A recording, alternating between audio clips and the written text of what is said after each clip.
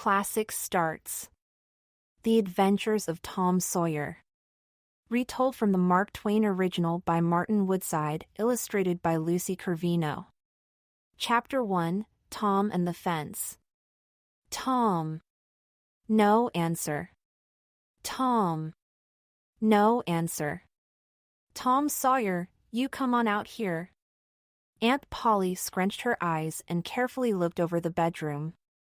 She'd turned the house upside down, but there was still no sign of the adventurous boy. You just wait until I get a hold of you. Tom's aunt muttered as she poked under the bed with the broom without success. Seeing an open window, she stuck her head out, scanning the garden for a glimpse of her headstrong nephew, but all she saw there was the stack of wood he hadn't cut and the grass he hadn't mowed. Suddenly hearing a small squeak behind her, she turned just in time to seize the small boy by his collar. Aha! She cried in triumph. I knew I should have checked that closet right off. Now, what's that on your mouth? Tom Sawyer stood before his aunt with his lips smeared a bright red. Nothing, ma'am, nothing indeed. Why, that's the fresh raspberry jam I made for Mrs. Harper. And what's that? Take your hands out of those pockets. As Tom slowly took his hands out, a white powder trail began raining down onto the floor. Aunt Polly shoved her hands into the pockets of Tom's overalls. My goodness, she cried in disbelief, you must have a pound of sugar in there. She put her hands on her hips and looked down at her nephew, Tom Sawyer. That is absolutely the last straw. The very next day was Saturday, and a fine summer Saturday it was. The morning sky was bright and fresh and the whole world brimmed with life. Tom, however, stood sadly out on the sidewalk with a bucket of whitewash and a long-handled brush. He looked at the fence in front of Aunt Polly's house. It was at least 9 feet high and ran nearly half the block long, and Tom had to paint it all as punishment for the mischief he had caused the day before. Sighing loudly, he dipped the brush in the bucket and began daubing one of the fence boards. After only a few strokes, Tom sat down. He began to think of all the fun he'd planned for the day. It was such a fine day for fishing, for fighting, for all kinds of adventuring, but Tom knew that painting the fence would take up all afternoon. Worse, other boys would come by soon and see him doing his chores while they had the whole day free for their adventures. Tom could barely stand the thought of it. Slowly, he got up and started back to work, dipping the brush into the bucket of whitewash and making long strokes over the boards of the fence. Tom hadn't been at work 5 minutes when he heard a sound he feared. It was whistling, and not just any whistling, it was the whistling of a boy set out on some great quest. Tom turned his head halfway and saw Ben Rogers bounding down the street with a hop, skip, and a jump, a shiny green apple in his hand. Tom turned back to his painting, but just then he had an idea. He stood up straight and stared at the fence in front of him with deep concentration. Curious at what Tom was doing, Ben Rogers now stopped right behind the silent boy. Tom could still hear him whistling. There was a pause, and then the sound of a big juicy crunch as Ben took a bite out of his apple. Pretending that he hadn't seen Ben at all, Tom started painting again. Ben Rogers started whistling again, this time even louder, but Tom kept on painting. Got to work, hey? Ben finally snickered. Tom didn't turn around to answer. Instead, he put his brush down and crossed his arms. He then rubbed his chin with one hand and stared at the fence as if he were working out some great mystery. I say. Ben coughed in yet another attempt to get Tom's attention. Aunt Polly put you to work? Tom turned suddenly as if shocked to see someone there. Gosh, Ben. I didn't know you was there. I'll bet you didn't. Ben smiled before taking another bite out of his delicious apple. I'm going to the swimming hole. Don't you wish you could come along? Of course, I'm sure you'd rather work all day. Tom looked Ben over slowly, from head to toe. With a puzzled face, he asked, What work are you talking about? Ain't that work, Ben said, pointing at the paintbrush and the fence. Tom looked Ben over again. Then he turned around, picked up his brush, and resumed painting. I suppose you're going to tell me you like painting that fence, Ben called out. Tom didn't turn around but simply said, it's not every day a boy gets to paint a whole fence by himself. Ben stopped in mid-bite and watched Tom run the brush daintily over the wood fence, stepping back every stroke or two to admire his work. Say, Tom, let me try. Tom stopped. He slowly turned to Ben while pretending to consider his idea for a moment. No, I'm sorry. Aunt Polly wouldn't like that. She said there ain't one boy in 1,000 that's fit to paint this fence. Come on, Tom, Ben moaned. Let me just try. Please. Just one stroke. I'd let you, if you was me. Tom started rubbing his chin again, looking Ben over just as seriously as he'd been looking that fence over. I'll give you my apple. Ben cried out. Tom considered a moment longer. Then, very slowly, he handed the brush over to Ben Rogers. Sitting under a shady tree, Tom now no longer gloomy savored the last tasty bite of the green apple and watched Ben paint the fence in the hot sun. Tom thought he had discovered something wonderful. To make a boy want something, all you had to do was make that something hard to get. Chapter 2, Showing Off in Sunday School. At breakfast the next day, Tom was still in a happy mood. With his belly full of ample portions of Aunt Polly's delicious hotcakes, he couldn't help but reflect on his success with Ben Rogers the day before. Suddenly, Tom remembered that it was Sunday, and Sunday meant much more than a great breakfast. As Aunt Polly got out her gold leaf Bible and announced that it was time for family worship, Tom let out a mournful groan. An agonizing half an hour later, the boy was excused to memorize his verses for Sunday school. I done mine yesterday, his brother Sid said. Grinning from ear to ear, Sid then raced out the front door to go play. Quit fooling around, Tom. Aunt Polly called. Your cousin Mary will be here any minute now.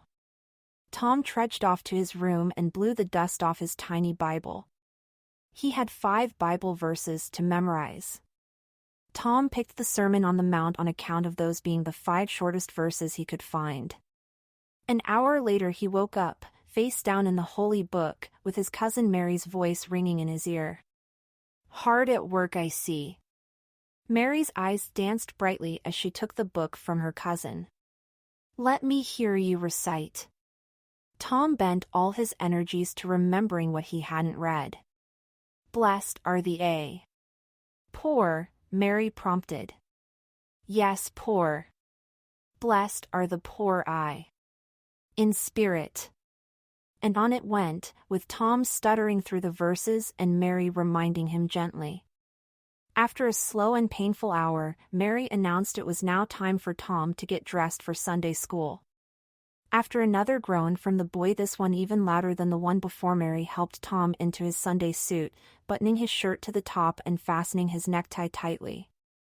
Tom made a face, feeling every bit as uncomfortable as he looked, as Mary brushed him off and crowned him with a speckled straw hat.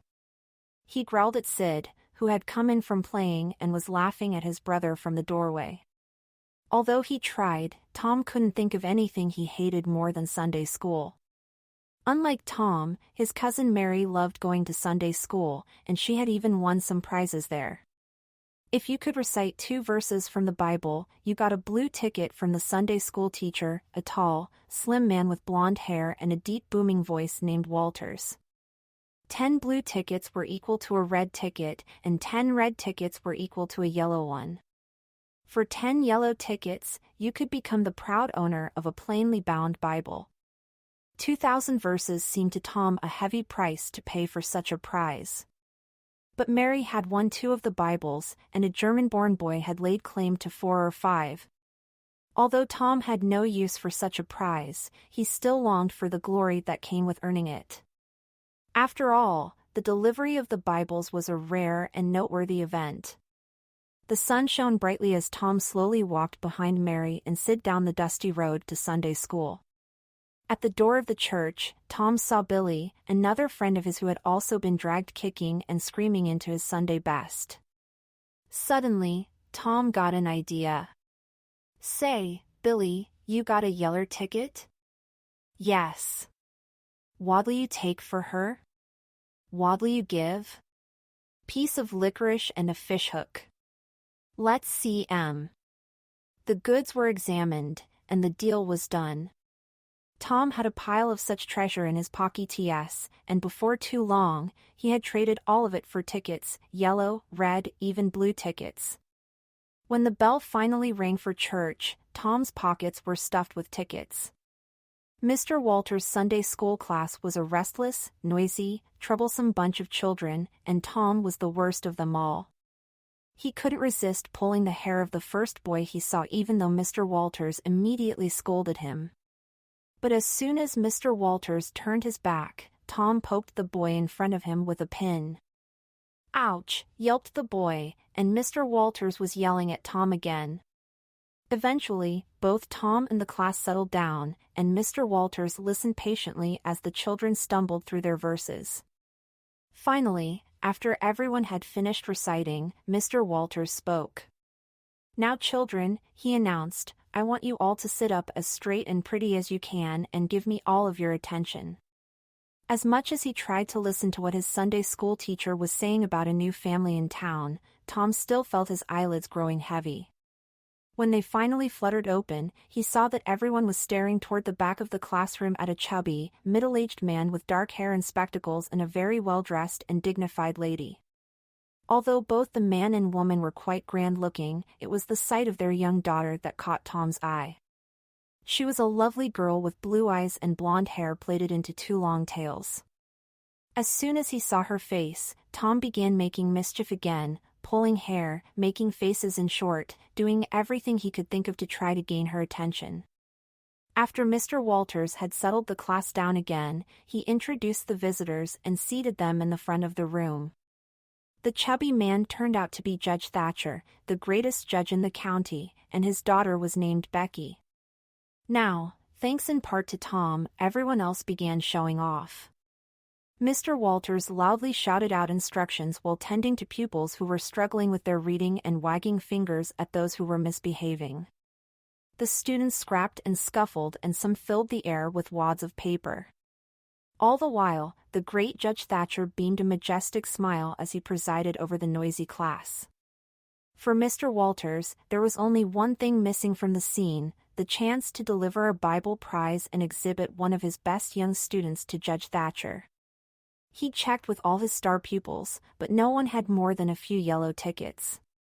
Mr. Walters had just about given up hope when, of all people, Tom Sawyer came forward holding in his hand 9 yellow, 9 red, and 10 blue tickets. Tom's teacher turned pale. He hadn't expected to see anything like this for another 10 years at least. Shaking his head in disbelief, he counted the tickets once, twice, and then a third time while Tom grinned from ear to ear.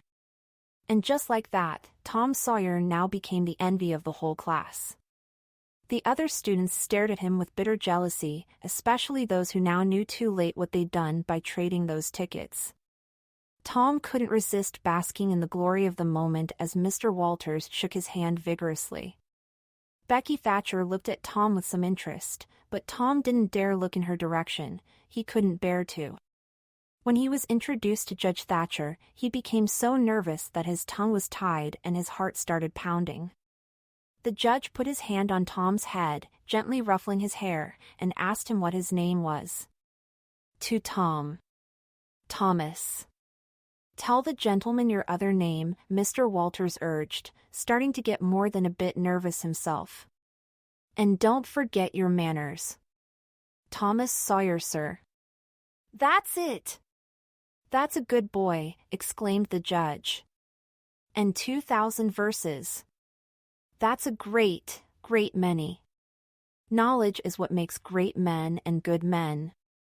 You will be a great man, Thomas, and one day you'll say, it's all owing to the precious Sunday school privileges of my boyhood. You'll be glad you spent the time to learn those 2,000 verses. You won't regret it at all. Now, and the great man eagerly put his hands together, you wouldn't mind sharing some of that knowledge with me, would you? No doubt, you know the names of all 12 disciples. Would you mind telling us the names of 2 of them? Mr. Walters tugged at his collar. He was starting to sweat, and he stared at Tom, who was now silent and blushing. Is it possible, Tom's teacher thought to himself, is it really possible the boy cannot answer the simplest question? Poor Tom was tugging at his buttonhole as his mind raced wildly, hoping desperately that he would somehow recall the right names. Answer the gentleman, Mr. Walters said hopefully. Don't be afraid. Now, come along, Thomas, the judge urged, this time a bit more sternly. The names of the first 2 disciples were David and Goliath. And then Tom ran out of the room as the rest of his Sunday school classmates howled with laughter. Chapter 3, Tom Meets Becky. Monday morning always made Tom miserable. With it began another week's slow suffering in school. Up early, Tom sat in bed thinking about the evils of school and how he could be free of them. He felt his head, hoping it was warm. Sadly, it wasn't. He inspected his body, hoping to find symptoms of some terrible illness. There were none. Just knowing that he was healthy made him feel even worse than before. Soon Tom was on the way to class feeling, as usual, in very low spirits when he came upon Huckleberry Finn. Huck Finn, the son of a local troublemaker, was hated and dreaded by all the mothers in town but loved and envied by their children. He came and went at his own free will and never had to go to church or school. Huck could go fishing or swimming whenever he chose and even stay up nights as late as he pleased. He was really great at swearing, and Tom Sawyer, like every other boy, was strictly forbidden to play with him. So, not surprisingly, Tom played with Huck Finn whenever he got the chance. Hello there, Huckleberry. Hello yourself, Tom. What's that you got inside that pouch? A medicine potion. My, it smells awful. What's in it? Catfish whiskers, 4-leaf clovers, owl eggs, and other stuff. What other stuff? That's none of your business. What it's good for, Huck? Good for? It cures warts if you use it right. How do you cure warts with it? Well, that's easy. You take the potion to the graveyard at midnight. That's when a devil will come, maybe 2 or 3, they come to get someone wicked who's died. And when they're taking that feller away, you throw the pouch with the potion in it after 'em. Then you say, devil follow corpse, potion follow devil, warts follow potion. No more warts. Did you ever try it, Huck? Nope. When do you think you're going to? Tonight. I reckon those devils ought to be there to get old Hoss Williams. But they buried him Saturday. Didn't they get him that night? Why, how you talk. How could they come till midnight, and then it's Sunday? Devils don't slosh around much on Sunday, I don't reckon. I never thought of that. Let me go with you, Tom pleaded. Of course, Huck replied. That is, Huck stared at him, assuming you ain't too afraid. Not likely. Tom shot back. Then, real quiet-like, he whispered to Huck, will you also tell me the other ingredients in the potion? I will if you show me that you ain't afraid. I'm not afraid of anything, Huck Finn. We'll see about that. I reckon we will. The 2 boys went on talking like this for some time before Tom remembered he had to go to school. Before leaving, he reminded Huckleberry Finn one more time not to forget to come fetch him that very night. When Tom finally entered the classroom, his schoolmaster, Mr. Dobbins, was quietly dozing in the front of the room, so Tom threw himself into his seat hoping no one would notice. No such luck. Thomas Sawyer. Whenever he heard his full name pronounced, Tom knew it meant trouble. Come up here, Thomas. Now, sir, suppose you tell us why you were late once again. Tom had been thinking up a good lie, a doozy of a lie as he walked slowly to the front of the room. Then he saw that long yellow hair hanging down and recognized the Thatcher girl sitting all the way on the girls' side of the schoolroom right next to an empty seat. Quick as a wink, he knew what he had to say next. I stopped to talk to Huckleberry Finn, Tom said loudly. All eyes were on Tom Sawyer now, and his classmates wondered if he'd lost his mind. What did you say? Mr. Dobbins asked, not believing his own ears. I stopped to talk to Huckleberry Finn. Tom spoke slowly, so there was no mistaking the words. Thomas Sawyer, that is the most amazing confession I have ever heard. Take off your jacket, sir. Dobbins got out his switch, and Tom stuck his arm out bravely to accept his punishment. Several loud whacks soon filled the air, and Tom winced with each one. Finally, the schoolmaster got tired and he put his switch down. Now, sir, he said sternly, go and sit with the girls. And let that be a warning to you. Tom took a seat at the end of the pine bench next to the girl with the long blonde tails. Nudges, winks, and whispers soon ran from one end of the room to another. Meanwhile, Tom sat perfectly still, his arms perched on the long, low desk, and seemed to study his book. Although he wore a blank look on his face, inside he couldn't have been happier. Eventually, the students turned back to their work, and the schoolmaster got back to dozing. Seizing his chance, Tom stole a glance at the beautiful girl beside him, but Becky only made a face at Tom before turning her head away. When, cautiously, she turned back, she saw a fresh peach on her desk. She quickly pushed it away. Tom gently put it back. She thrust the peach away again, and again Tom returned it, gently. This time she let it sit while Tom wrote on his paper, "Please take it, I got more." Becky read the message but said nothing. Now Tom began drawing something else on his paper, hiding his work with his left arm. Becky pretended not to notice what Tom was writing, but her curiosity soon got the better of her.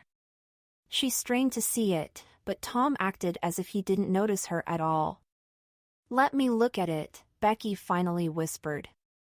Tom half uncovered the drawing, a crude house with a swirl of smoke floating up from the chimney. "It's peachy. Can you make a man?"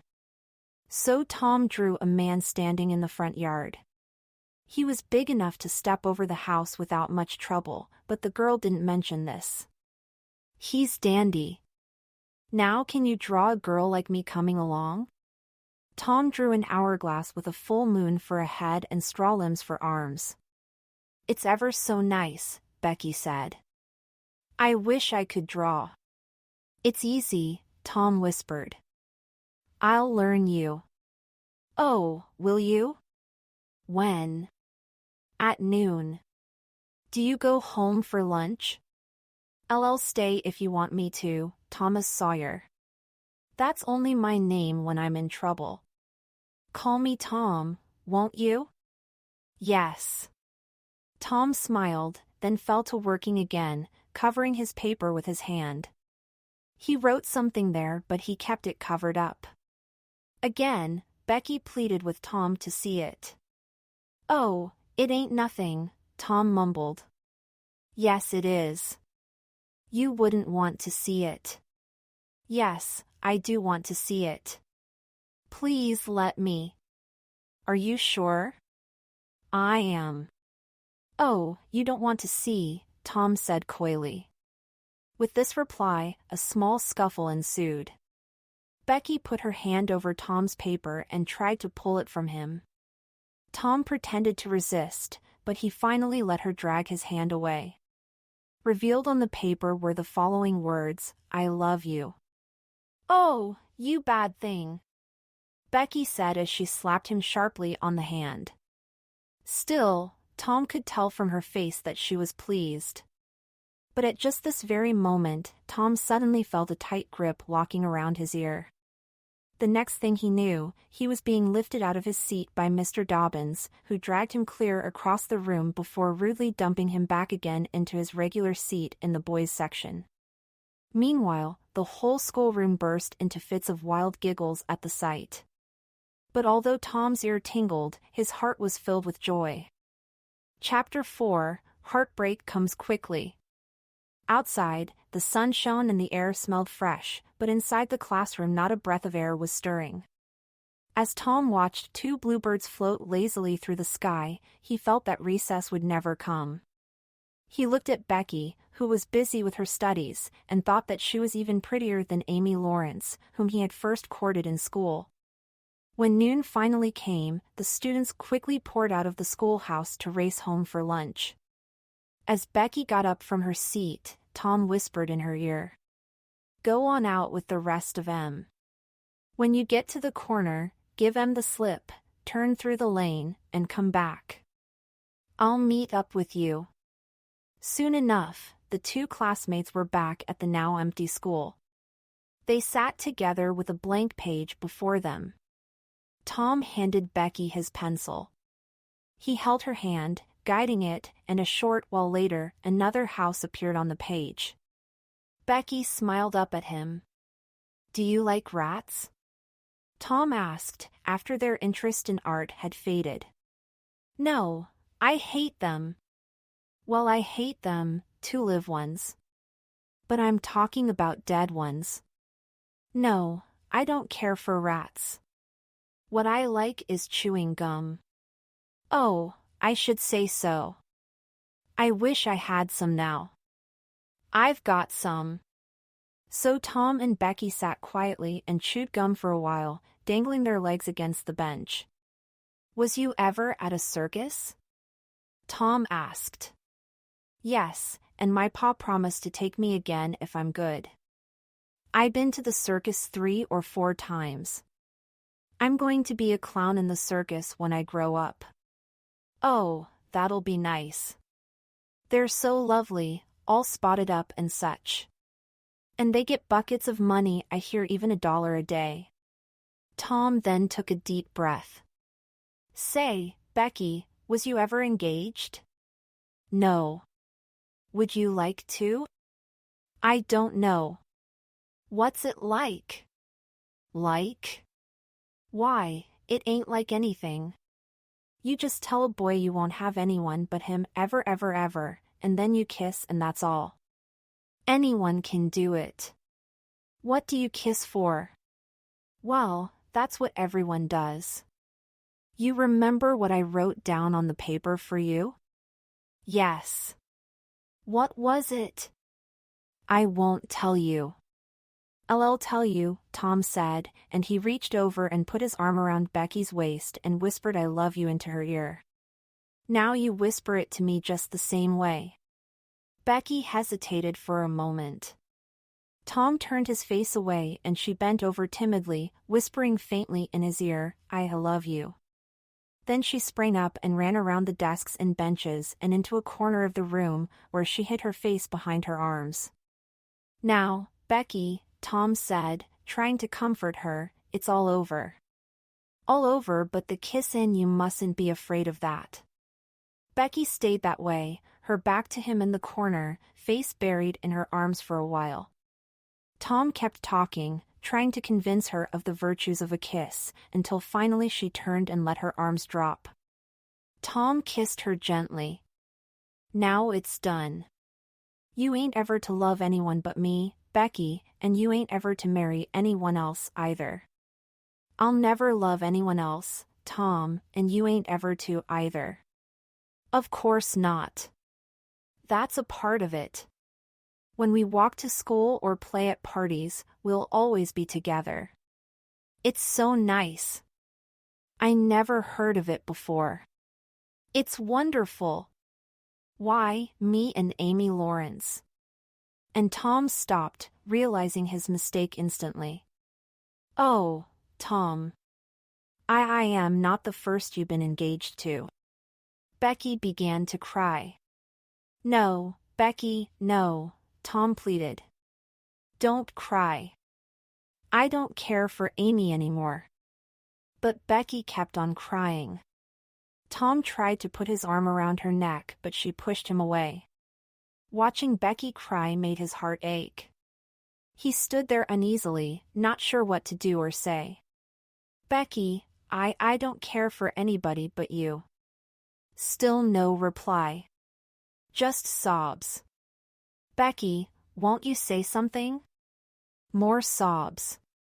Tom searched his pockets and took out his most prized possession, a shiny brass star from the top of a fence. Please, Becky, won't you take it? She knocked the treasure to the floor. That was it for Tom. Now feeling angry as well as sad, Tom marched out of the schoolhouse and began running. He ran on and on past Cardiff Hill and behind the Douglas mansion. He kept on running until the schoolhouse was barely visible. Then he sat down for a long time with his elbows on his knees and his chin in his hands. What had he done? Tom thought. He had meant the best in the world and been treated like a dog. What if he turned his back now and disappeared completely? Becky would be sorry then. Then Tom had an idea. He would become a pirate, an adventure he had long dreamed about. How great it would be to go sail the dancing seas in a sleek black ship with a pirate flag tied to the mast. And after he became famous for his brave deeds, he would return to his old sleepy town of St. Petersburg, Missouri, and march into the church with his tall black boots and his red sash, his pistols and sword tucked into his belt. Everyone, even Becky, would then look at him and whisper, "It's Tom Sawyer, the famous pirate, the bravest man who ever sailed a ship." His future decided, Tom jumped to his feet and ran through the forest, imagining his wonderful new life on the high seas. Chapter 5, Tragedy in the Graveyard. Tom's pirate adventures would have to wait for a while since he had to meet up with Huck Finn that very night. After it got dark, Tom did his best to lie still in his bed, so as not to wake his brother Sid and arouse his suspicions. But Tom's eyes stayed wide open, staring at the dark window. The night was quiet, but Tom could hear everything from the creaking of the wood rafters to the crickets chirping outside. Then, suddenly, a dog barked in the distance. It was soon followed by a loud crash, the sound of glass breaking against Aunt Polly's woodshed, and a voice crying out, "Scat, you devil!" A minute later, Tom was dressed and headed out the window, down to the garden where Huck Finn was waiting. A half-hour later, the boys were creeping through the tall grass of the graveyard. The graveyard sat perched on a hill and was surrounded by an old, crumbling fence that leaned inward in some places, outward in others, and went every direction but straight. All the graves were covered with weeds and dead grass. A faint wind moaned through the branches of the trees. Tom felt sure it was the voices of the dead, upset at being disturbed. The two boys stepped carefully, making their way to the heap of new stones that marked Hoss Williams' grave. There were 3 great elms bunched together near the grave, and the boys settled in behind them. For a long time nothing happened. As the silence grew deep, Tom became more and more fearful. "It's awful quiet, Tom," said Huck Finn. "Too quiet." There was a long pause. Finally, Tom whispered again, "Say, Huck, do you think Hoss Williams can hear us talking?" "Of course he can," Huck said. "At least, his spirit can." The conversation died again. Tom didn't dare to speak, wondering whether or not Hoss Williams's ghost was listening and if he thought badly of them. Suddenly, he shot up, grabbing Huck's arm. "SH! What is it, Tom?" The boys clung together, 2 hearts beating wildly. "SH! There it is again! Tom, they're coming. The devil's coming for sure. What do we do?" "I dunno. Will they see us?" "Oh, Tom, they can see in the dark, just like cats. Why did we come here?" "Don't be afraid, Huck. If we keep perfectly still, maybe they won't notice us at all. The boys sat silently, scarcely daring to breathe. 3 strange figures approached, one of them swinging an old-fashioned tin lantern that freckled the ground with light. "It's Devil's Fair sure," Huck whispered. "We're done for." Tom started praying, "Now I lay me down to sleep sh." "What is it, Huck?" That's Muff Potter's voice. "They're human." "It can't be." "But it is." "Keep still. He's too busy to notice us." "Say, Huck, I know another one of those voices. It's Injun Joe." The boys grew quiet again as the mysterious visitors had reached the grave and now stood just a few feet from the trees that Tom and Huck were hiding behind. "Here it is," said the third voice, holding up his lantern to reveal young Dr. Robinson. Muff Potter and Injun Joe were carrying a wheelbarrow with a couple of shovels and some rope in it. Dropping their load, they began to open Hoss Williams' grave. The doctor placed the lantern at the head of the grave and then sat back against one of the elm trees, so close that the boys could have touched him. "Hurry up," he said in a low voice. "The moon will be out soon." The 2 other men growled and kept on with their digging. Tom and Huck listened to the noisy sound of the spades hitting dirt and gravel. In barely a whisper, Tom asked Huck, "What are they doing?" "Grave robbing," Huck replied in a faint, trembling voice. "Doctors sometimes use dead bodies for experiments and stuff, but they ain't supposed to."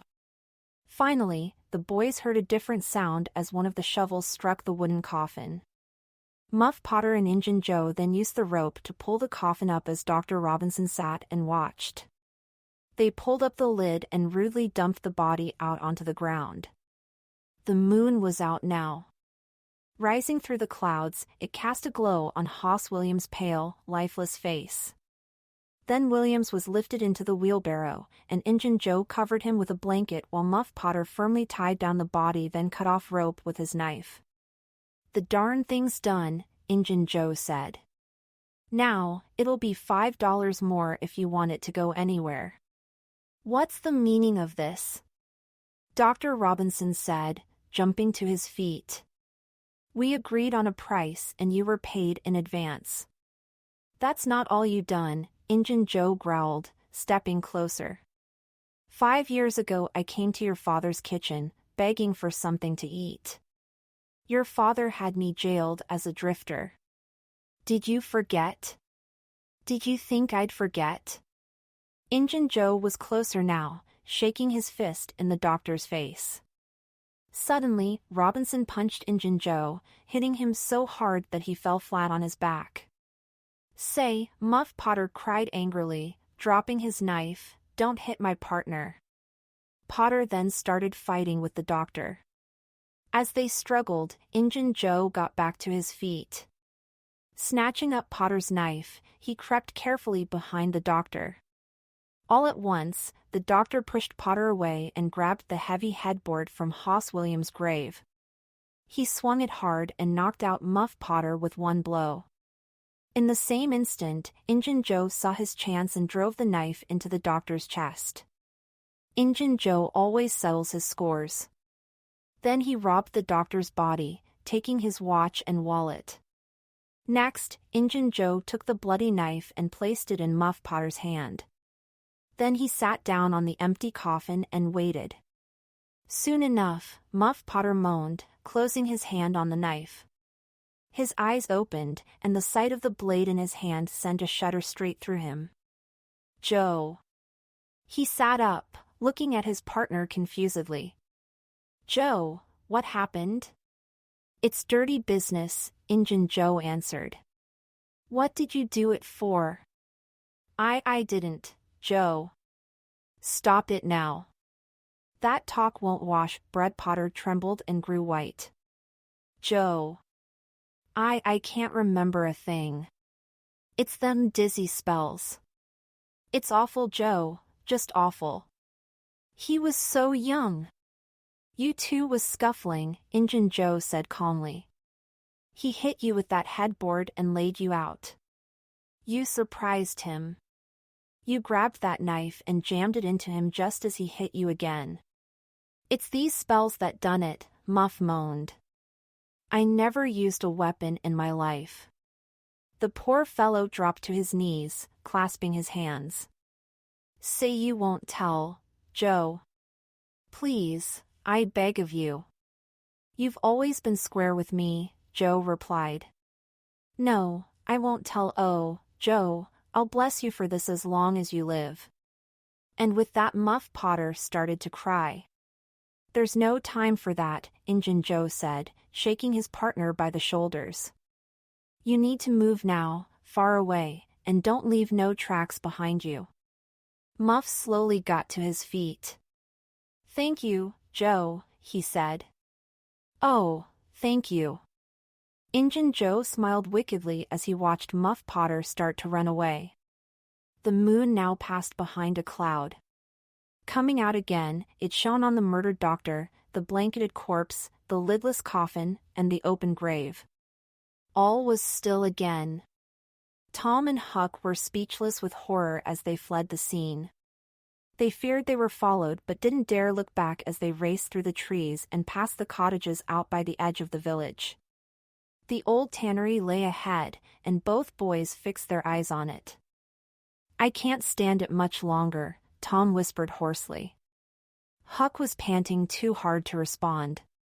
The tannery got closer and closer until they finally burst through its open door. Shutting it behind them, the boys collapsed on the floor. For a while, the only sound to be heard was that of their own heavy breathing. Huckleberry, what do you reckon will come of this? Hanging.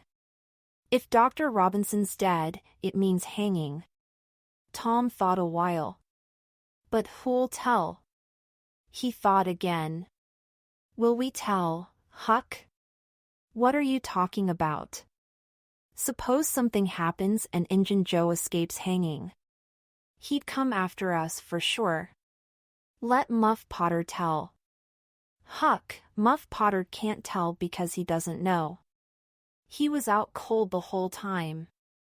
By golly, that's so. There was another long pause. Huck, you reckon you can keep quiet? Tom, we've got to keep quiet. Injun Joe wouldn't think twice about stabbing us. We've got to swear it, Tom, swear to keep mum. It's the best thing. We'll just shake hands and swear that we know, Tom, that won't do.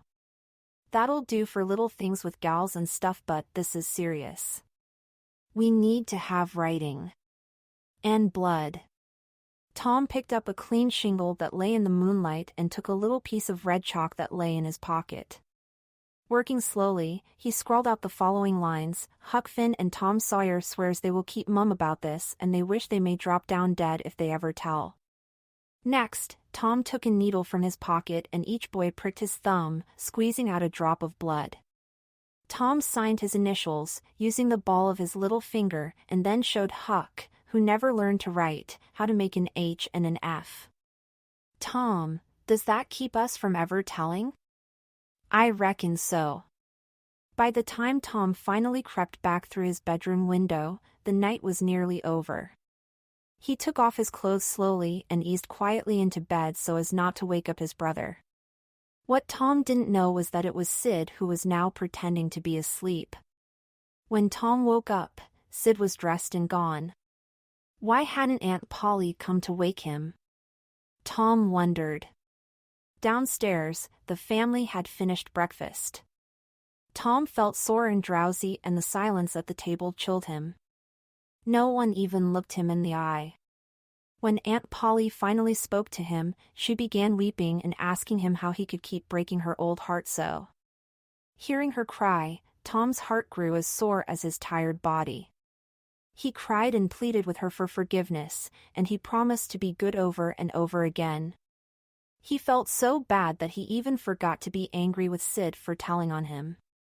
Aunt Polly, however, said nothing. Now grief-stricken, Tom moped off to school. Chapter 6: Tom wrestles with his conscience.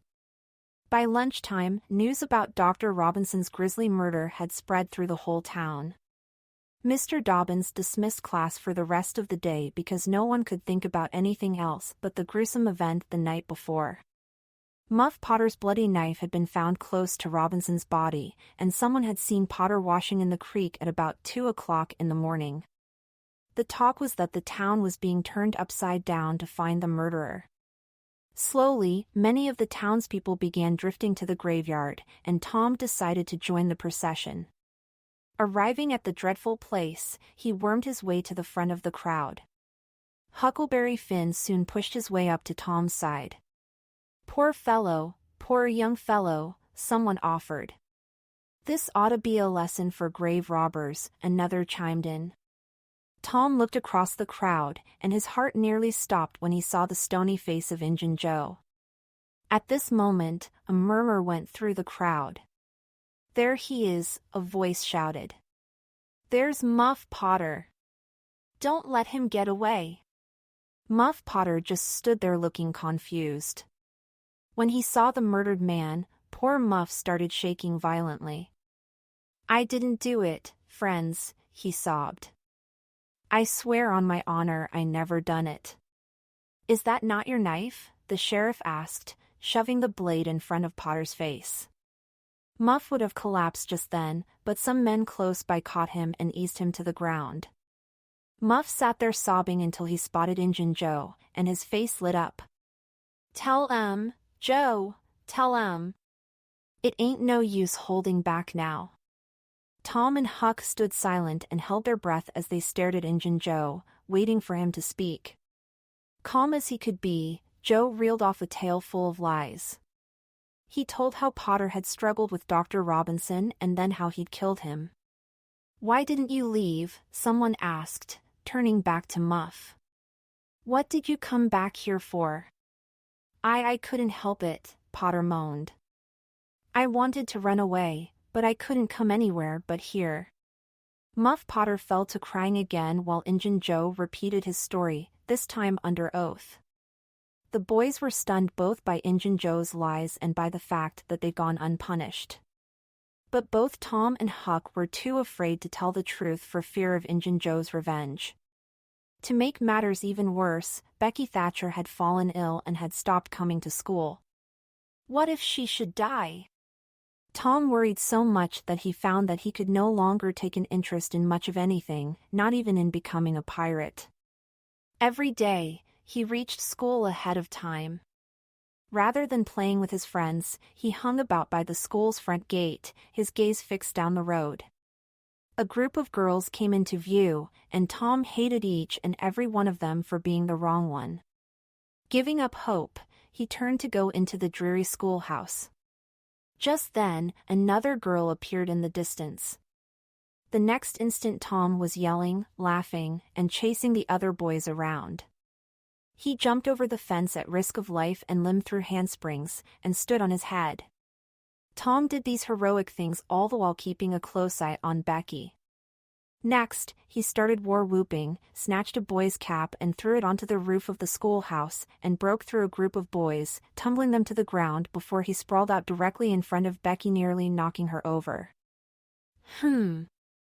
Becky turned with her nose up in the air. "Some people think they're smart always showing off." Tom's cheeks burned. He picked himself up and sneaked off, feeling crushed. At lunch that day, Tom ignored Becky completely.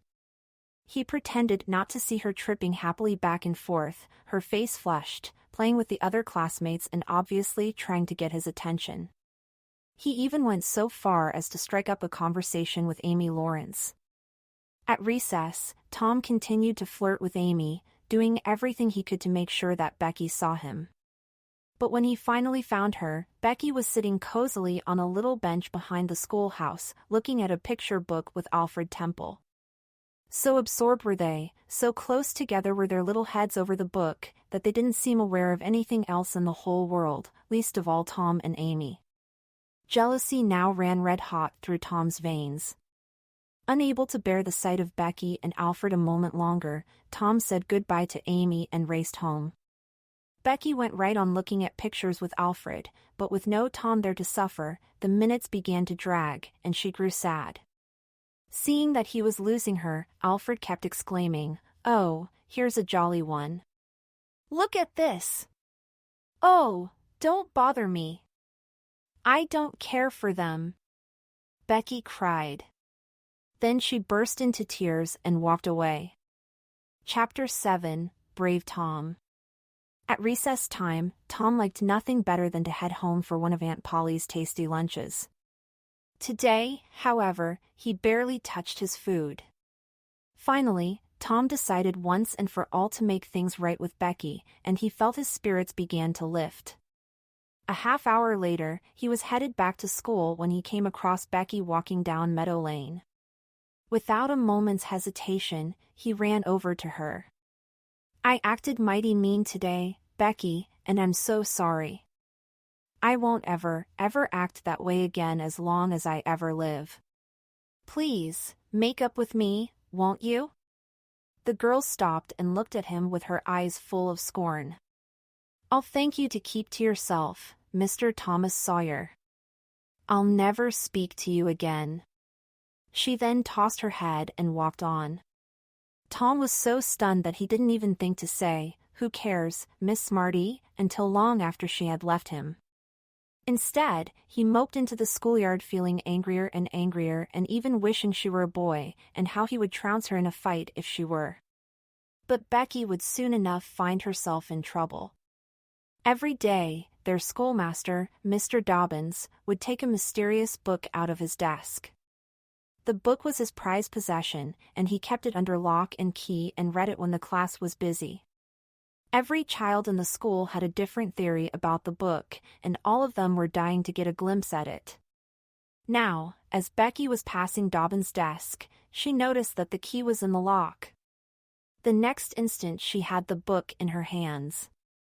The title page Professor Somebody's History of Old England meant nothing to her, so she began to turn the pages. The first thing she saw was a handsomely engraved color image of a knight in armor sitting on his horse. Just then, a shadow fell on the page. Tom Sawyer was behind her. Becky quickly grabbed the book to close it. In doing so, she tore the picture half down the middle. She put the book back into Dobbins' desk, turned the key, and burst out crying with anger. "Tom Sawyer, you are just as mean as can be, to sneak up on a person and look at what they're looking at. How could I know you was looking at anything? You ought to be ashamed of yourself, Tom Sawyer, now you're going to tell on me. Oh, what shall I do, what shall I do? I've never been punished in school." And with that she ran out of the room. Tom, however, stood still. Feeling rather flustered, he mumbled to himself, "What a curious kind of a fool girl she is. Well, of course I ain't going to tell old Dobbins on this little fool, but what of it? He'll ask who tore his book. Nobody'll answer.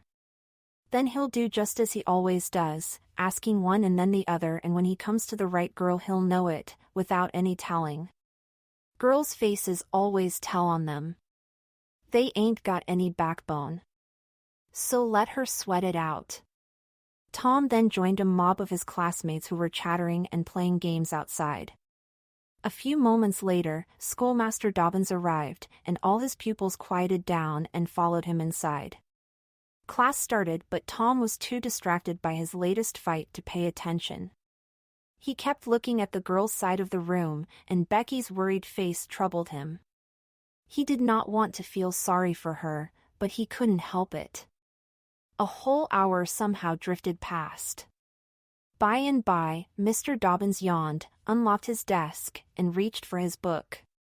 As soon as he took it out of the desk, Tom shot a look at Becky. Her face reminded him of how a rabbit looks when a hound dog starts chasing it. Instantly, he forgot his fight with her. Something must be done, and done quick. But what? He racked his brain but came up with nothing. There was a brief silence, long enough to count to 10. Then the schoolmaster spoke. "Who tore this book?" There wasn't a single sound as Dobbin searched face after face for signs of guilt. Benjamin Rogers, did you tear this book? No, sir. Joseph Harper, did you? Another denial. The schoolmaster scanned the ranks of the boys thought a while and then turned to the girls. Amy Lawrence? A shake of the head, and then, no. Gracie Miller? The same reply. Susan Harper, did you do this? Another no. The next girl was Becky. Tom was trembling from head to toe. Rebecca Thatcher? Becky's face was white with terror. The poor girl tried to turn away from Dobbin's stare, but he said, Miss Thatcher, look me in the face and tell me, did you tear this book? A thought like lightning shot through Tom's brain. He sprang to his feet and shouted, I done it. No one in the school could believe this amazing act of folly. But the look of gratitude and love that now shone from Becky's eyes was enough reward for 100 lickings. Strengthened by that look, Tom took his punishment and also the added cruelty of 2 hours detention after school, without a single word of protest. He did so knowing who would be waiting for him outside once detention was over. That night, Tom fell asleep with Becky's words still echoing dreamily in his ear. Tom, how could you be so noble? Chapter 8, The Trial of Muff Potter. Summer vacation was fast approaching. The next thing Tom knew, school was over, and his days were free again. The 4th of July came and went with little fanfare. Tom began to find his precious vacation time hanging heavy on his hands. First, Becky Thatcher had left town with her parents for a summer vacation. Then Tom came down with the measles. During 2 long weeks, Tom lay in bed a prisoner, dead to the world and its happenings. When he finally got onto his feet, the town of St. Petersburg had started to come back to life.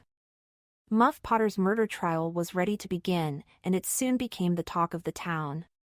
Every mention of the death of Dr. Robinson sent a shudder straight to Tom's heart. He didn't see how he could be suspected of knowing anything about it, but he still didn't feel comfortable in the midst of all the gossip. Just hearing the name Muff Potter kept him in a cold shiver. Tom ached to be rid of his terrible secret and to tell the truth. One day, he took Huck aside for a private talk. Huck, he started gravely. Have you ever told anybody about that? About what? You know what. Oh, course I haven't. Not a word? Not a single word, so help me. What makes you ask? Well, I was afraid. Why, Tom Sawyer, we wouldn't be alive 2 days if that got found out. You know that. Tom paused for a moment. Treckin' Muff Potter's a goner. Don't you feel sorry for him sometimes? Most always, Huck responded. Muff Potter ain't ever done anything to hurt anybody. Just fishes a little to get money and loafs around. But we all do that. He's kind of good, and he gave me half a fish once when there wasn't enough for 2, and lots of times he stood by me when I was out of luck. Well, he's helped fix kites for me when they got torn, Tom added. And he tied hooks onto my fishing line when I couldn't do it. I wish we could get him out of jail. My. We couldn't get him out, Tom. And besides, it wouldn't do any good.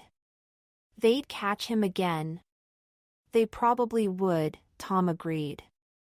I just hate to hear how they abuse him so, especially as he hasn't done anything. I do, too, Tom.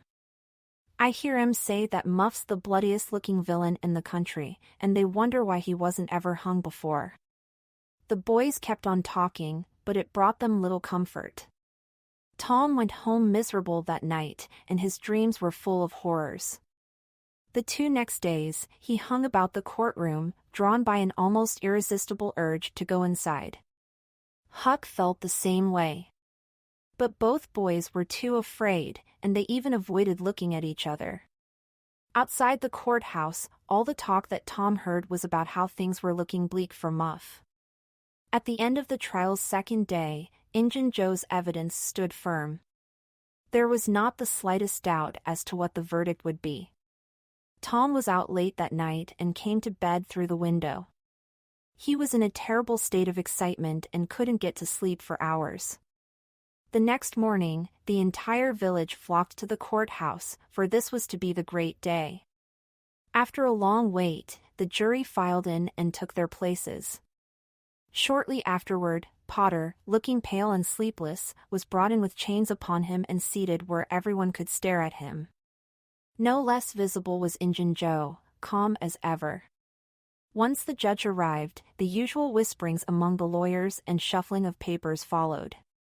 All these details and delays in beginning the trial worked up an even greater feeling of suspense inside the courtroom. Finally, a witness was called who testified that he had found Muff Potter washing in the creek at an early hour of the morning that the murder was discovered, and that Muff had sneaked away immediately. After the prosecutor finished with his questions, it was time for Potter's lawyer to examine the witness. "No questions," he said coolly. The next witness said that he had found Muff Potter's knife near the dead body. But again, Potter's lawyer didn't ask the man a single question. A third and a fourth witness testified without Potter's lawyer doing anything. Meanwhile, members of the court audience became angry, and many started to wonder about what was really going on. Did Muff's attorney mean to throw away his client's life without an effort?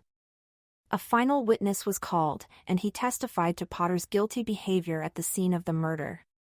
Again, there were no questions from Potter's lawyer. The crowd was quite restless now, and the judge had to tell everyone to settle down.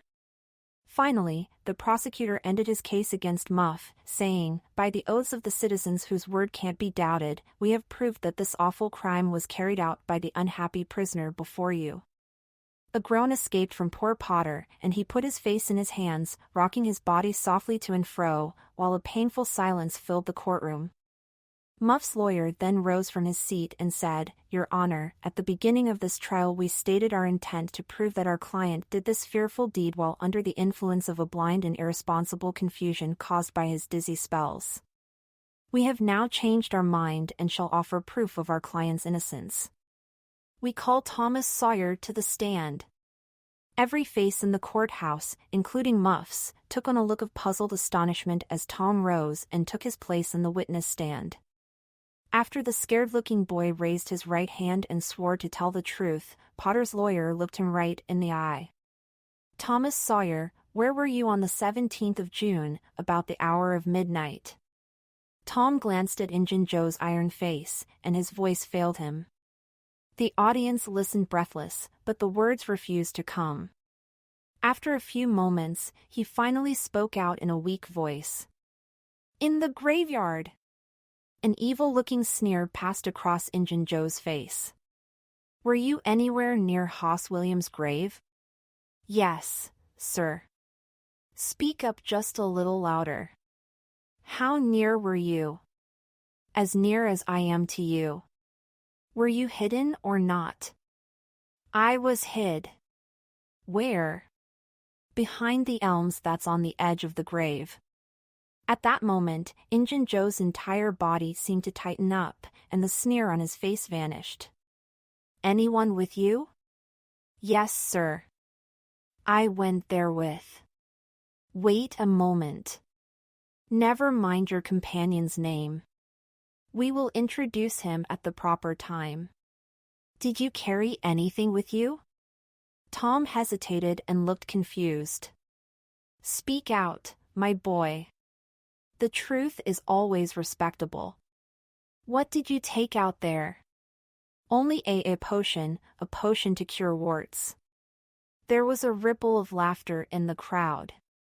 "Now, my boy, tell us everything that occurred. Tell it in your own way. Don't skip over anything and don't be afraid." Tom began slowly at first, but as he warmed to his story, his words flowed more and more easily. In a little while, every sound ceased except for his own voice, every eye was fixed only on him. The tension inside the court reached its high point when the boy said, and just after the doctor picked up the board and hit Muff Potter and Muff fell, Injun Joe jumped with the knife and crash! Quick as lightning, Injun Joe tore his way through the crowd, sprang for the window, and was gone. Chapter 9, Seeking Buried Treasure. Tom was a hero, the envy of young and old alike. His name was even in the St. Petersburg town paper. But as happy as Tom's days now were, his nights were filled with fear. Injun Joe lurked in all of his dreams, always with doom in his eye. Poor Huck felt as afraid as Tom and was desperately worried that Injun Joe might discover his own role and come after him, too. Tom's sense of right and wrong had made him secretly visit Muff Potter's lawyer and tell him what really happened. But by doing so, Tom also had betrayed a blood oath, the most secret of all oaths. After that, Huck found it hard to have much faith in anything anymore. After the trial's dramatic end, rewards had been offered for Injun Joe's capture. The country had been searched high and low, but he was nowhere to be found. As the days drifted on without any sign of Injun Joe, Tom felt less and less scared. Soon, he had an idea to dig for hidden treasure. Tom now sought out Huck, who, he knew, was always willing to take part in any plan that seemed exciting. Huck jumped at Tom's offer, but after thinking a moment he asked, "Where'll we dig, Tom?" "Oh, most anywhere," Tom replied. "Why, is treasure hid all around?" "No, indeed it ain't. It's hid in mighty particular places, Huck, sometimes on islands, sometimes in rotten chests under the limb of an old dead tree, just where the shadow falls at midnight. Mostly it's hid under the floor in haunted houses." "Who hides it?" "Why, robbers, of course. Who'd you reckon? Sunday school teachers? If I was a robber, I wouldn't hide it, I'd spend it and have a good time." "So would I. But robbers don't do it that way. They always hide it and leave it there." "Don't they come after it anymore?" "They think they will, but they generally forget where they put the treasure map with the marks to show them just where to dig. Or sometimes they die.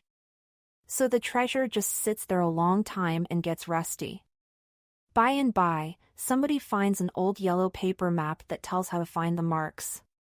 "Have you got one of them maps, Tom?" "No." "Well then, how are you going to find the marks?" "Forget the marks. They always bury it under a haunted house, or on an island, or under a dead tree that's got one limb sticking out. There's the old haunted house up around Cardiff Hill, and there's lots of dead limb trees, too. There's an awful lot of dead trees around these parts, Tom. How you going to know which one to go for?" "Go for all of them." "Why, Tom, it'll take all summer." "Well, what of it? Suppose you find a brass pot with $100 in it, all rusty and gray, or a rotten chest full of diamonds. How's that for a summer's work?" Huck's eyes glowed. That was all the convincing he needed. "Suppose we tackle that old deadlimb tree way up on Cardiff Hill on the other side of the creek?" Huck suggested. Em agreed. So the boys got a pick and a shovel and set out on their trek. When they finally arrived at the old dead tree, hot and panting, they sat down in the shade of a neighboring elm to rest and chew gum. "I like this," said Tom. "So do I," Huck agreed. "Say, Huck, if we find a treasure here, what are you going to do with your share?" "Well, I'll have a pie and a soda every day, and I'll go to every circus that comes along." "Ain't you going to save any of it?" "Save it? What for?" "Well, what if you want to get married?" "Married!" "That's right. Tom, you ain't in your right mind." "Wait, you'll see." "Tom, that's about the most foolish thing you could do. Look at my pa and my ma. Why, they used to fight all the time. I remember, mighty well. The girl I'm going to marry won't fight. Tom, you better think this out a while. They all like to fight. What's the name of this gal? T'll tell you sometime, not now. All right, that'll do.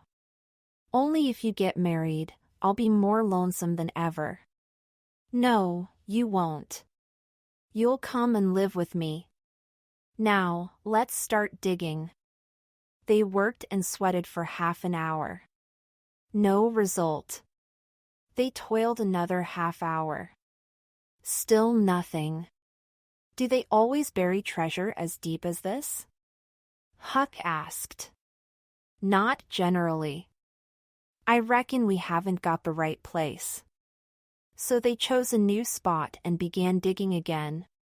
Finally, Huck leaned on his shovel, swabbed the beaded drops of sweat from his brow with his sleeve, and said, Heck, Tom, we must be in the wrong place again. What do you think?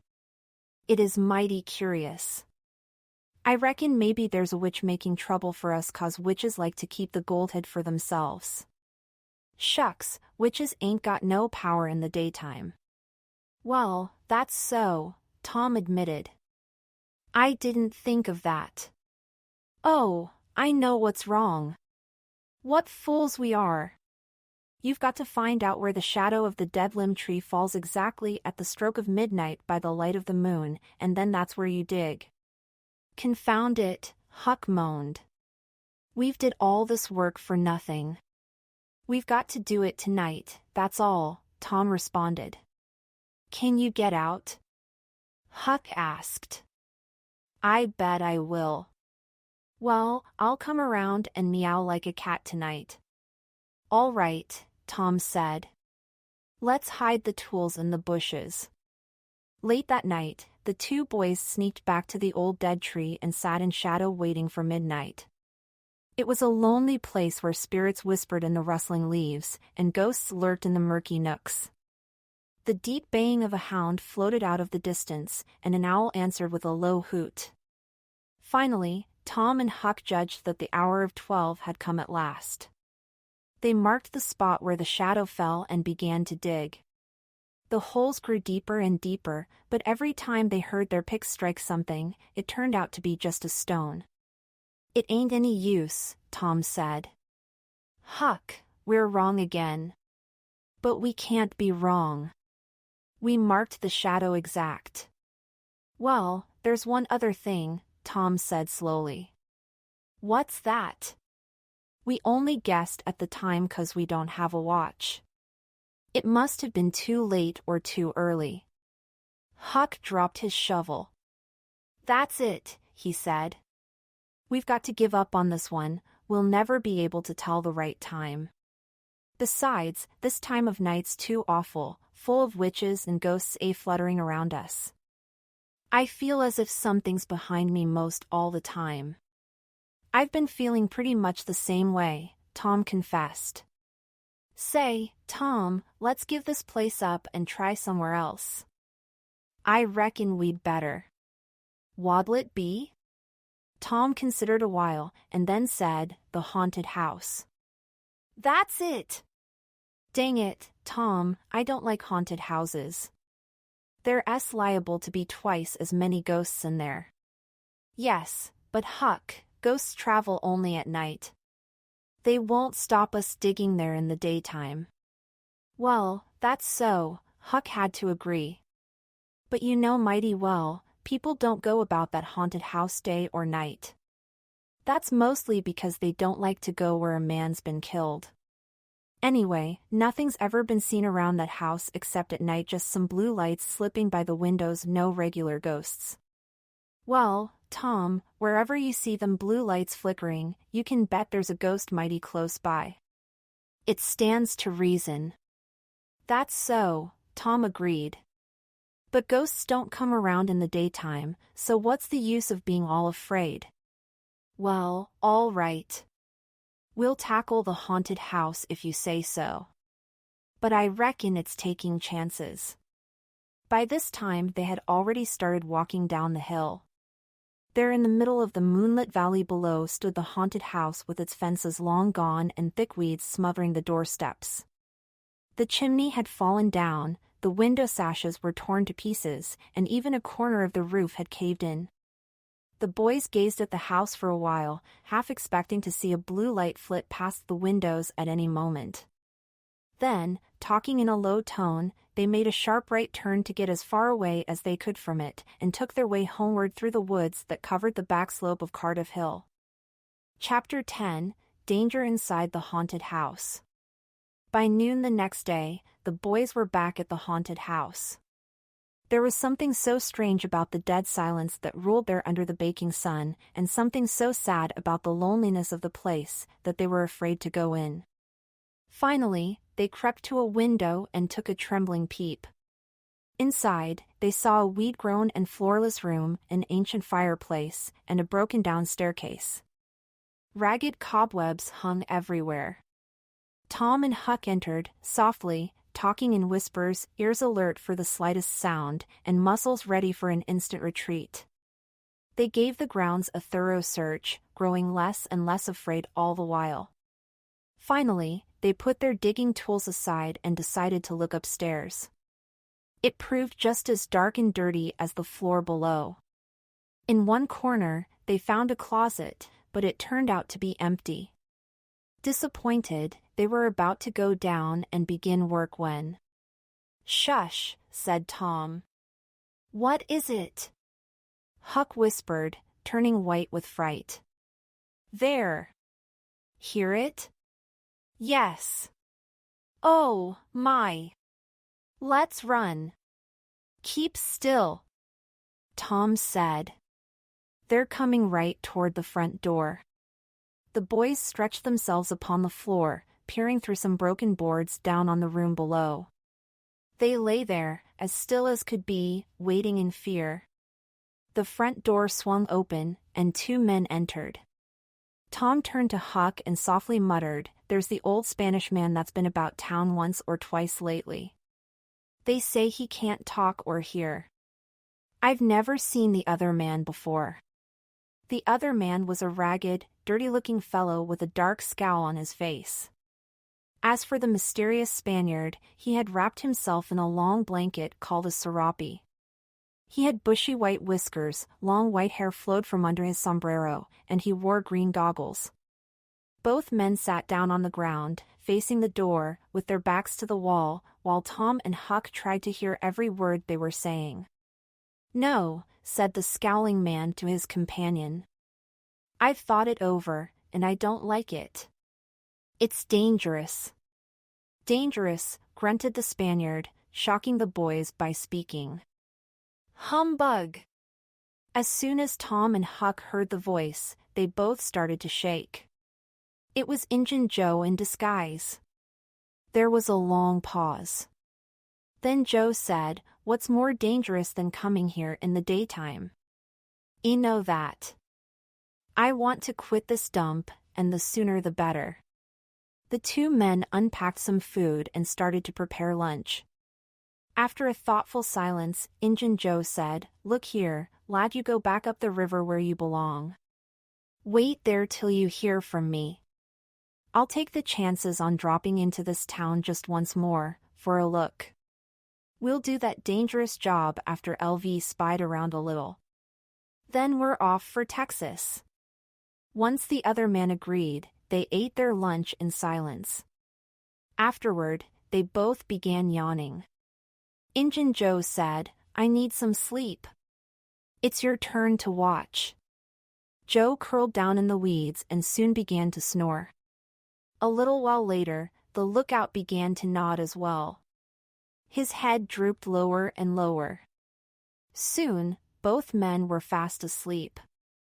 The boys drew a long, grateful breath. Tom whispered, "Now's our chance, come on." "I can't," Huck said, his voice shaking. "I'd die if they was to wake." Tom rose slowly, but the first step he took made such a loud creak from the crazy floor that he sank down almost dead with fright. Both boys lay there frozen, counting the seconds. Finally, they noticed the sun starting to set.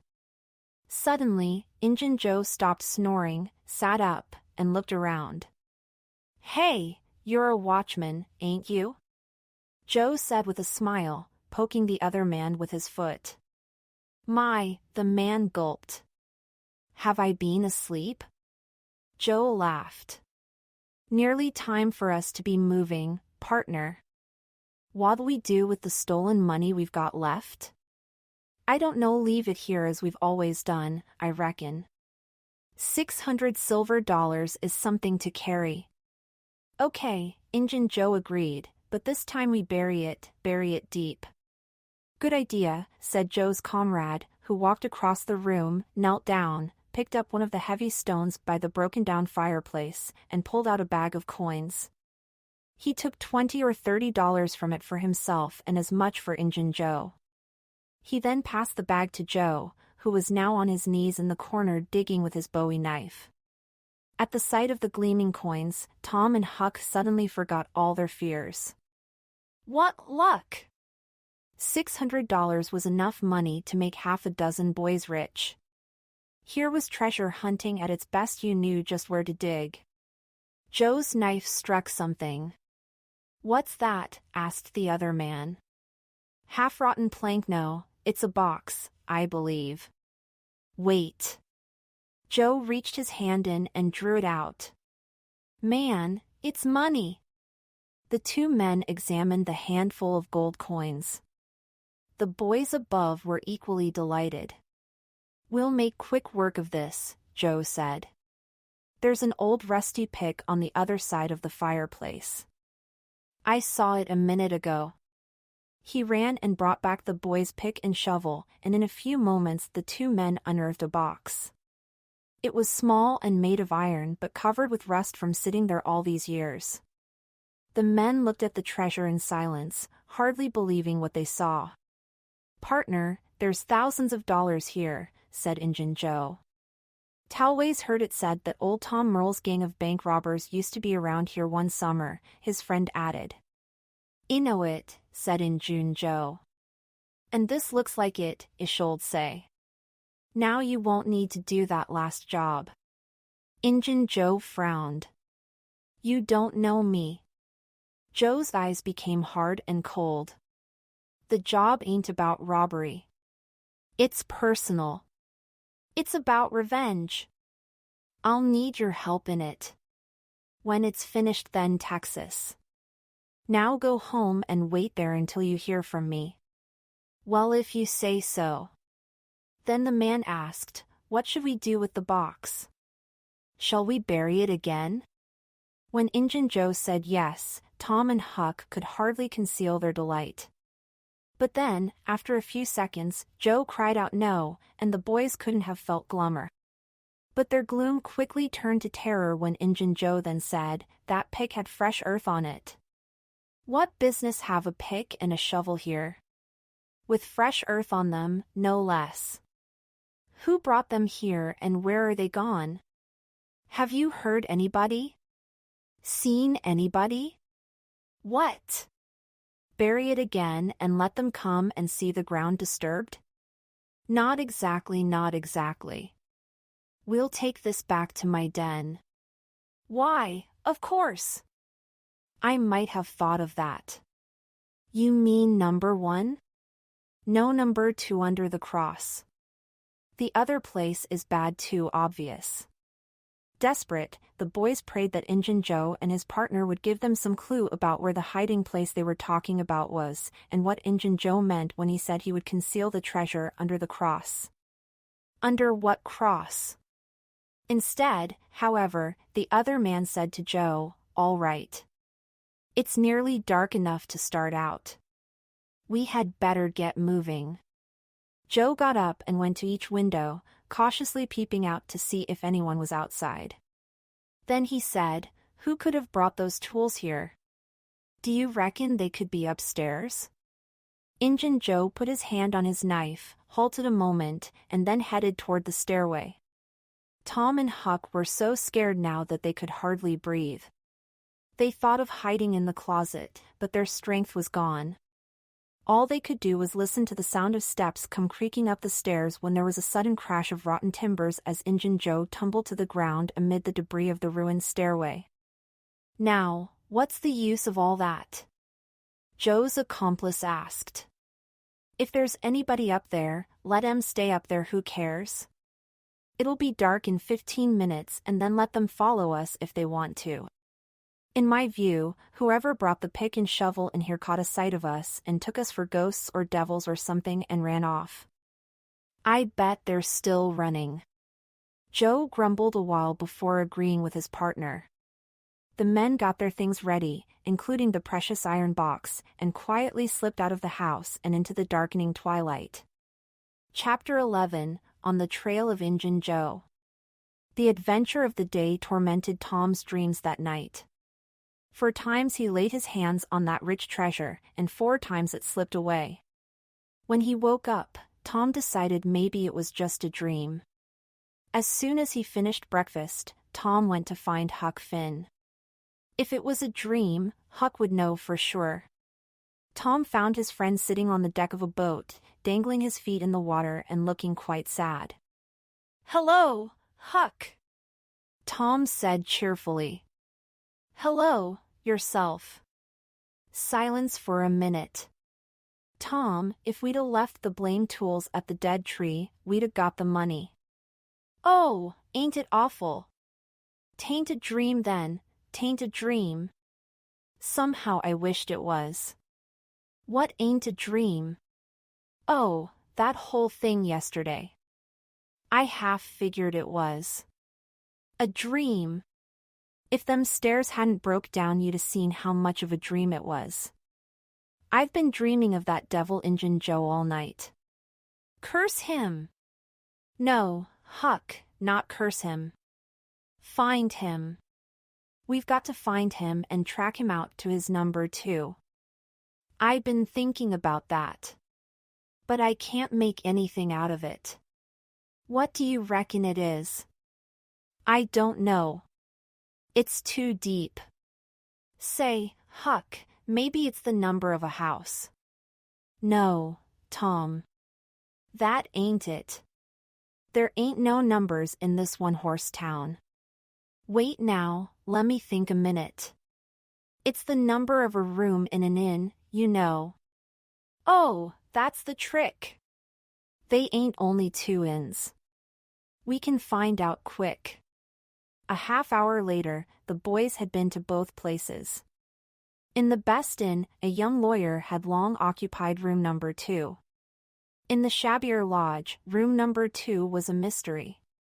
The innkeeper's young son said it was locked all the time and nobody came in or out of it except at night. The boys decided that this must be the place they were looking for.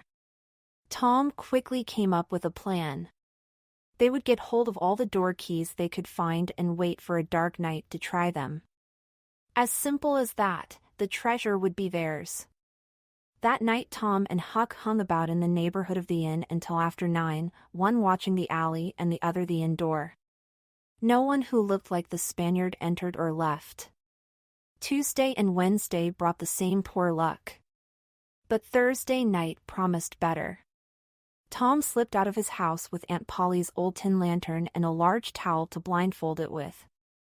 An hour before midnight, the inn closed up and its lights were put out. Nobody had entered or left the alley.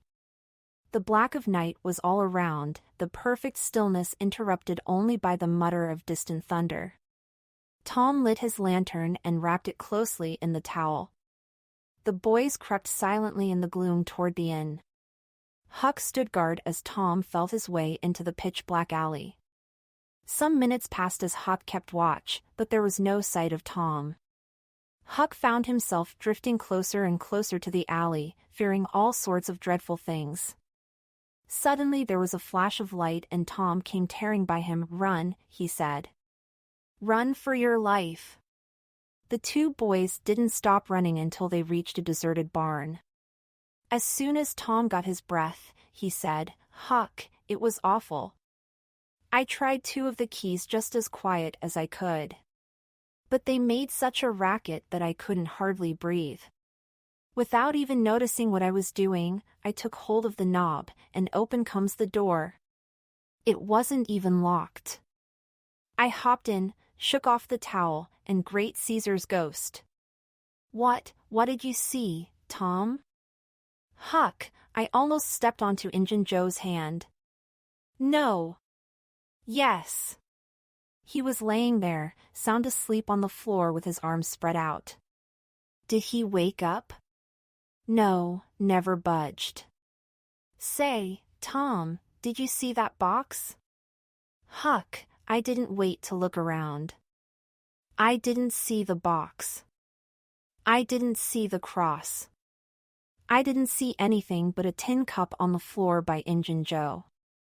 After thinking for a moment, Tom continued, "Looky here, Huck.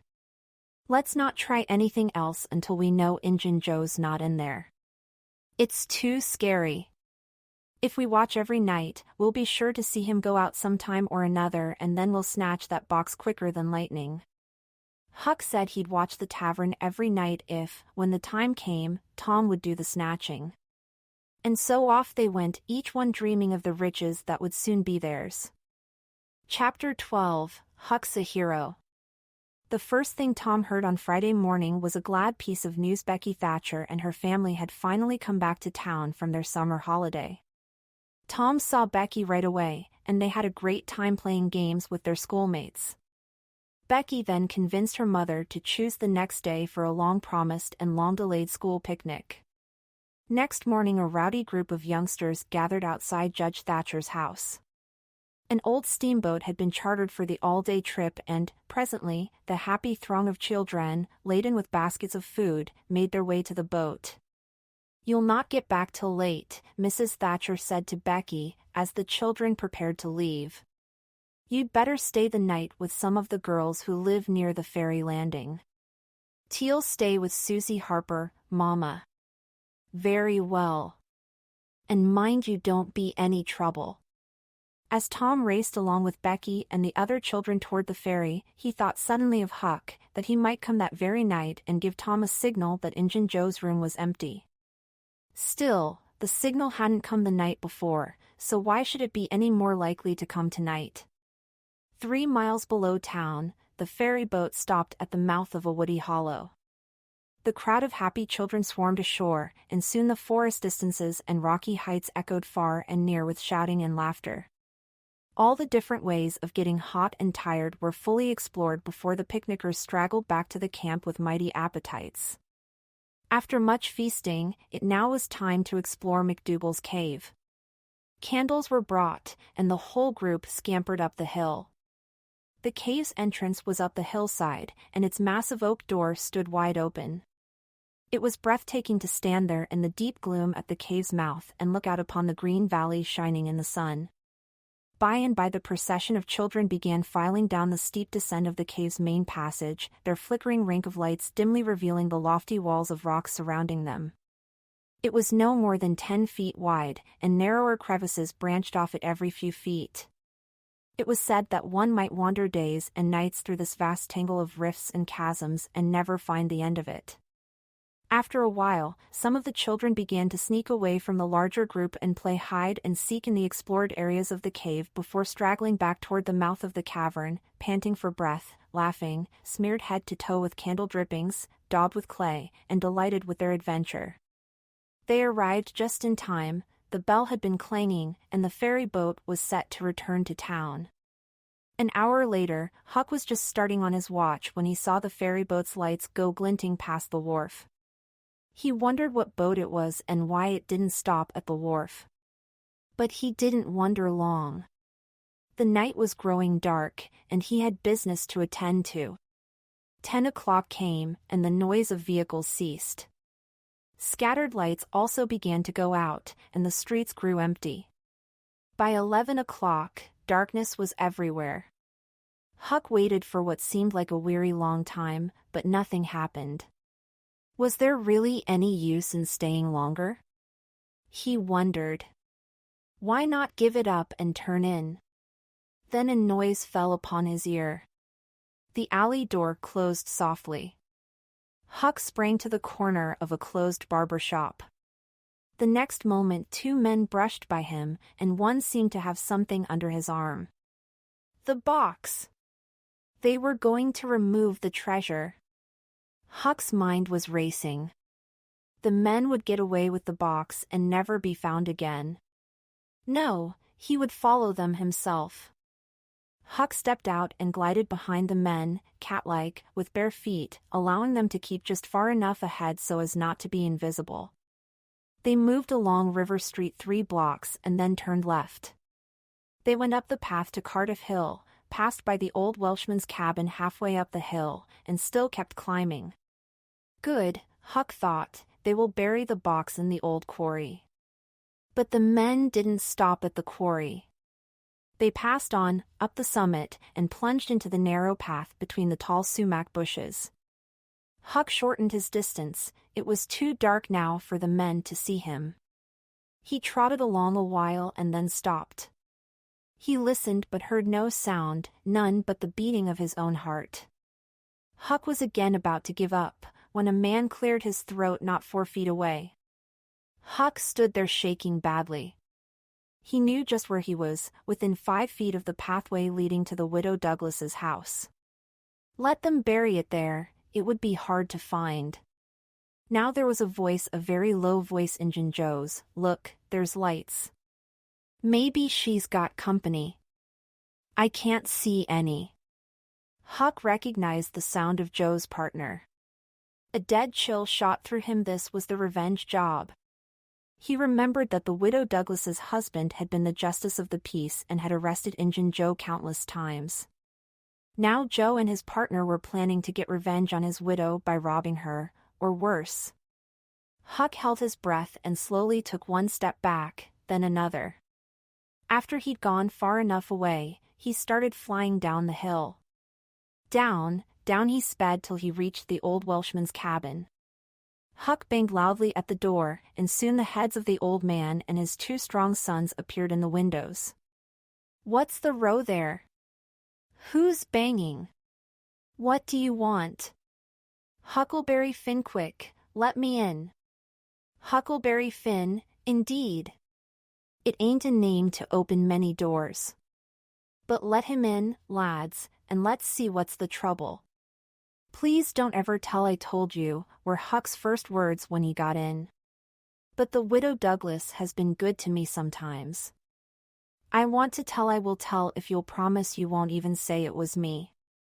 By George, he has got something to tell, or he wouldn't act so, exclaimed the old man. Out with it, and nobody here will ever tell, lad. 3 minutes later the old man and his sons, well armed, were up the hill right by the sumac path. Huck left them there and hid behind a great boulder. After a few moments of tense silence, all of a sudden the small boy heard an explosion of guns and a cry. Huck didn't wait to find out what had happened. He sprang away and sped down the hill as fast as his legs could carry him. Chapter 13, Trapped in the Cave. That Sunday morning, as soon as dawn broke, Huck again came racing up the hill and knocked gently at the old Welshman's door. Who's there? A gruff voice shouted. Please let me in. It's only Huck Finn. That's a name that can open this door night or day, lad. Welcome. The door was quickly unlocked.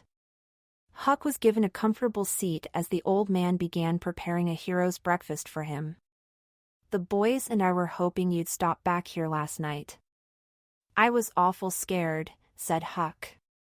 I took off when the pistols went off, and I was afeared to come back before it was light. Poor chap, you do look as if you've had a hard night. There's a bed here for you when you've had your breakfast. We came near to catching those devils last night. We would have had M if I hadn't sneezed. It was the worst kind of luck. Right off, those scoundrels started running. We fired away at them, but they were off in a jiffy. The sheriff got a posse together, and they're searching the woods.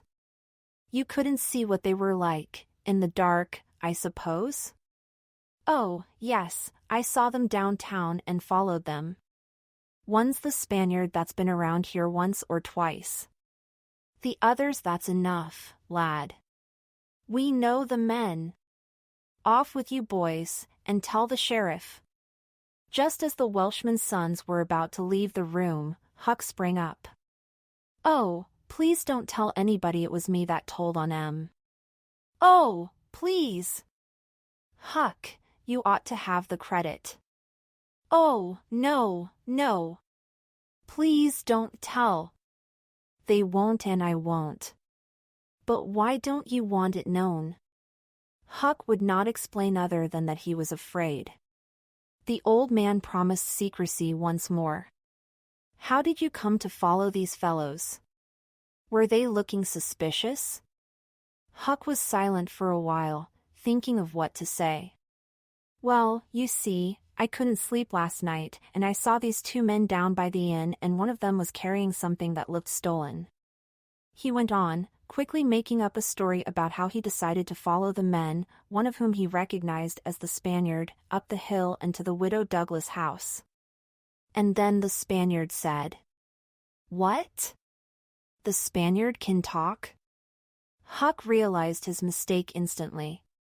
He made several feeble efforts to try to cover his tracks, but the old man cut him off. "My boy, don't be afraid of me. I wouldn't hurt a hair on your head for all the world. You know something about that Spaniard that you want to keep secret. Now trust me, lad, tell me the rest. I won't betray you." Huck looked into the old man's honest eyes a moment, then he whispered in his ear, "'Tain't a Spaniard, it's Injun Joe." The Welshman almost jumped out of his chair. After a moment, he said, "It's all clear now. Injun Joe always held it against the widow's husband for putting him in jail all the time." Huck sat down to breakfast feeling faint. He was mad at himself for being so nervous and letting the information about Injun Joe slip. At the same time, he felt relieved. The Welshman told the rest of the story, how the scoundrels had dropped a bunch of burglar tools when they ran. There was no mention of treasure, which, Huck thought, must mean that it was still back in the room in the inn. Injun Joe and his friend would be captured and jailed that day, Huck figured. Then he and Tom could seize the gold that very night without any trouble at all. Everyone in St. Petersburg went early to church that morning. The town was buzzing with the news from the night before. The word was that not a sign of the two villains had been found. When the sermon was finished, Judge Thatcher's wife dropped alongside of Mrs. Harper as she moved down the aisle with the crowd and said, "Is my Becky going to sleep all day?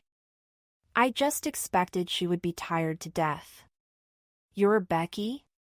"Yes. Didn't she stay with you last night?"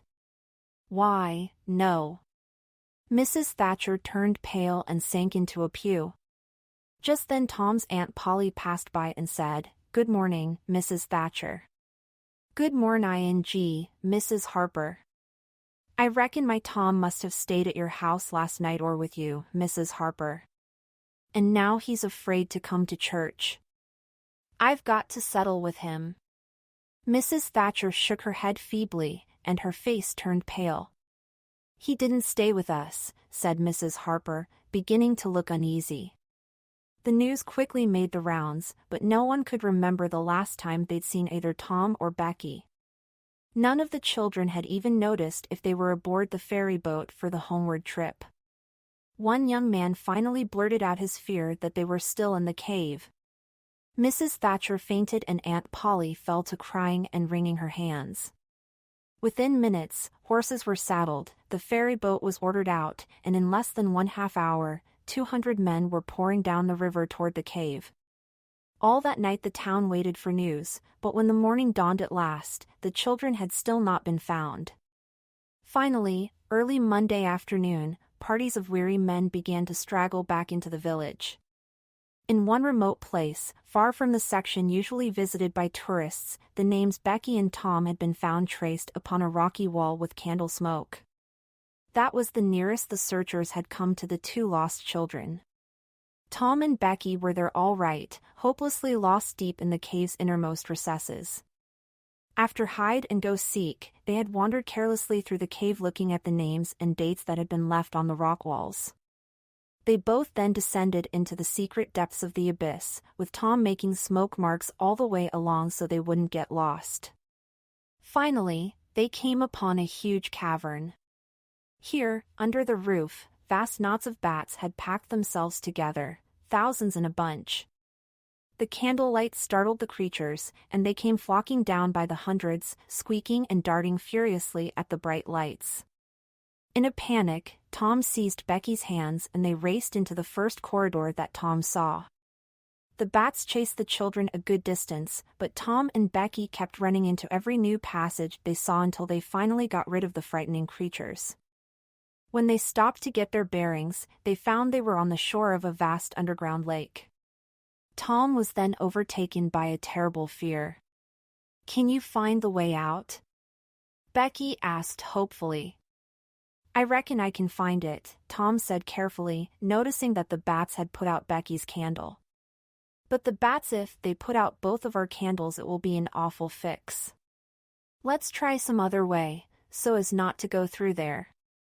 They started down another corridor, walking in silence for a long time and glancing at each new opening for signs of anything that looked familiar. Each time Tom explored one of the corridors, his face grew less and less hopeful. "All is lost," Becky cried fearfully, clinging to Tom's arm after they'd been walking for some time. "Oh, Tom, never mind the bats," she pleaded. "Let's go back that way." Tom agreed, but now he couldn't find the way back. Each turn was the wrong turn. Becky got more and more worried until finally Tom broke down and said, "Becky, I was such a fool. I didn't make any marks, and now I can't find the way back." Becky sank to the ground and burst into a frenzy of crying that shook Tom's bones. They searched around a bit more and traced the sound of dripping water to a spring, where the two children finally collapsed, exhausted and terrified. The hours passed until finally they dozed off. After waking, Becky suggested they move on again. There was a long pause before Tom spoke. "Becky, I have to tell you something. We must stay here where there's water to drink. That little piece is our last candle." Becky again burst into tears. Tom did what he could to comfort her. "They'll miss us and they'll hunt for us." "It's certain they will," Tom said. The only question, he thought to himself, was how long would it take? While Becky wept, Tom saw the candle melt slowly away. Soon there was only the wick, and they watched as the feeble flames rose and fell, climbing the thin column of smoke, lingering at the top a moment, and then the horror of utter darkness. The hours wasted away. The children drifted off to sleep and woke up again. Soon hunger began to torment them. Tom was wondering how long they could last without food when "Did you hear that?" Both held their breath and listened. There was a sound like the faintest, far-off shout. Instantly Tom answered it and, leading Becky by the hand, started groping down the corridor in its direction. The sound was heard again, apparently a little nearer. "They're coming!" Tom yelled. "Come along, Becky, we're all right now." Tom traced the sound slowly until they came to a couple of small side passages that led downward. He took a kite line from his pocket and tied it to a rock. Then he left Becky there and started down one of the passages. At the end of 20 steps the corridor seemed to end, and Tom got down on his knees and felt as far around the corner of a large boulder as he could reach with his hands. Just at that moment, not 20 yards away, a human hand, holding a candle, appeared from behind a rock. Tom lifted up a glorious holler, and instantly that hand was followed by the body that it belonged to Injun Joe. Tom couldn't move. Luckily, Joe turned and took to his heels, running out of sight. Tom's fright weakened every muscle in his body. He told himself that if he had enough strength to get back to the spring he would stay there, and nothing would tempt him to run the risk of meeting Injun Joe again. But hunger and cold proved stronger than Tom's fears after another long night at the spring had passed. Now he felt willing to risk Injun Joe and all other terrors. But Becky was very weak and could not go with him. Tom kissed her on her forehead and made a show of being sure that he would find an escape from the cave. Then he took the kite line in his hand and once more went groping down one of the passages, feeling hungry and sick and with his mind filled with the thought of coming doom. Chapter 14, Joyful News and a Great Surprise. Tuesday night came and the whole village of St. Petersburg was in mourning. Most of the searchers had given up, and many people said the children could never be found.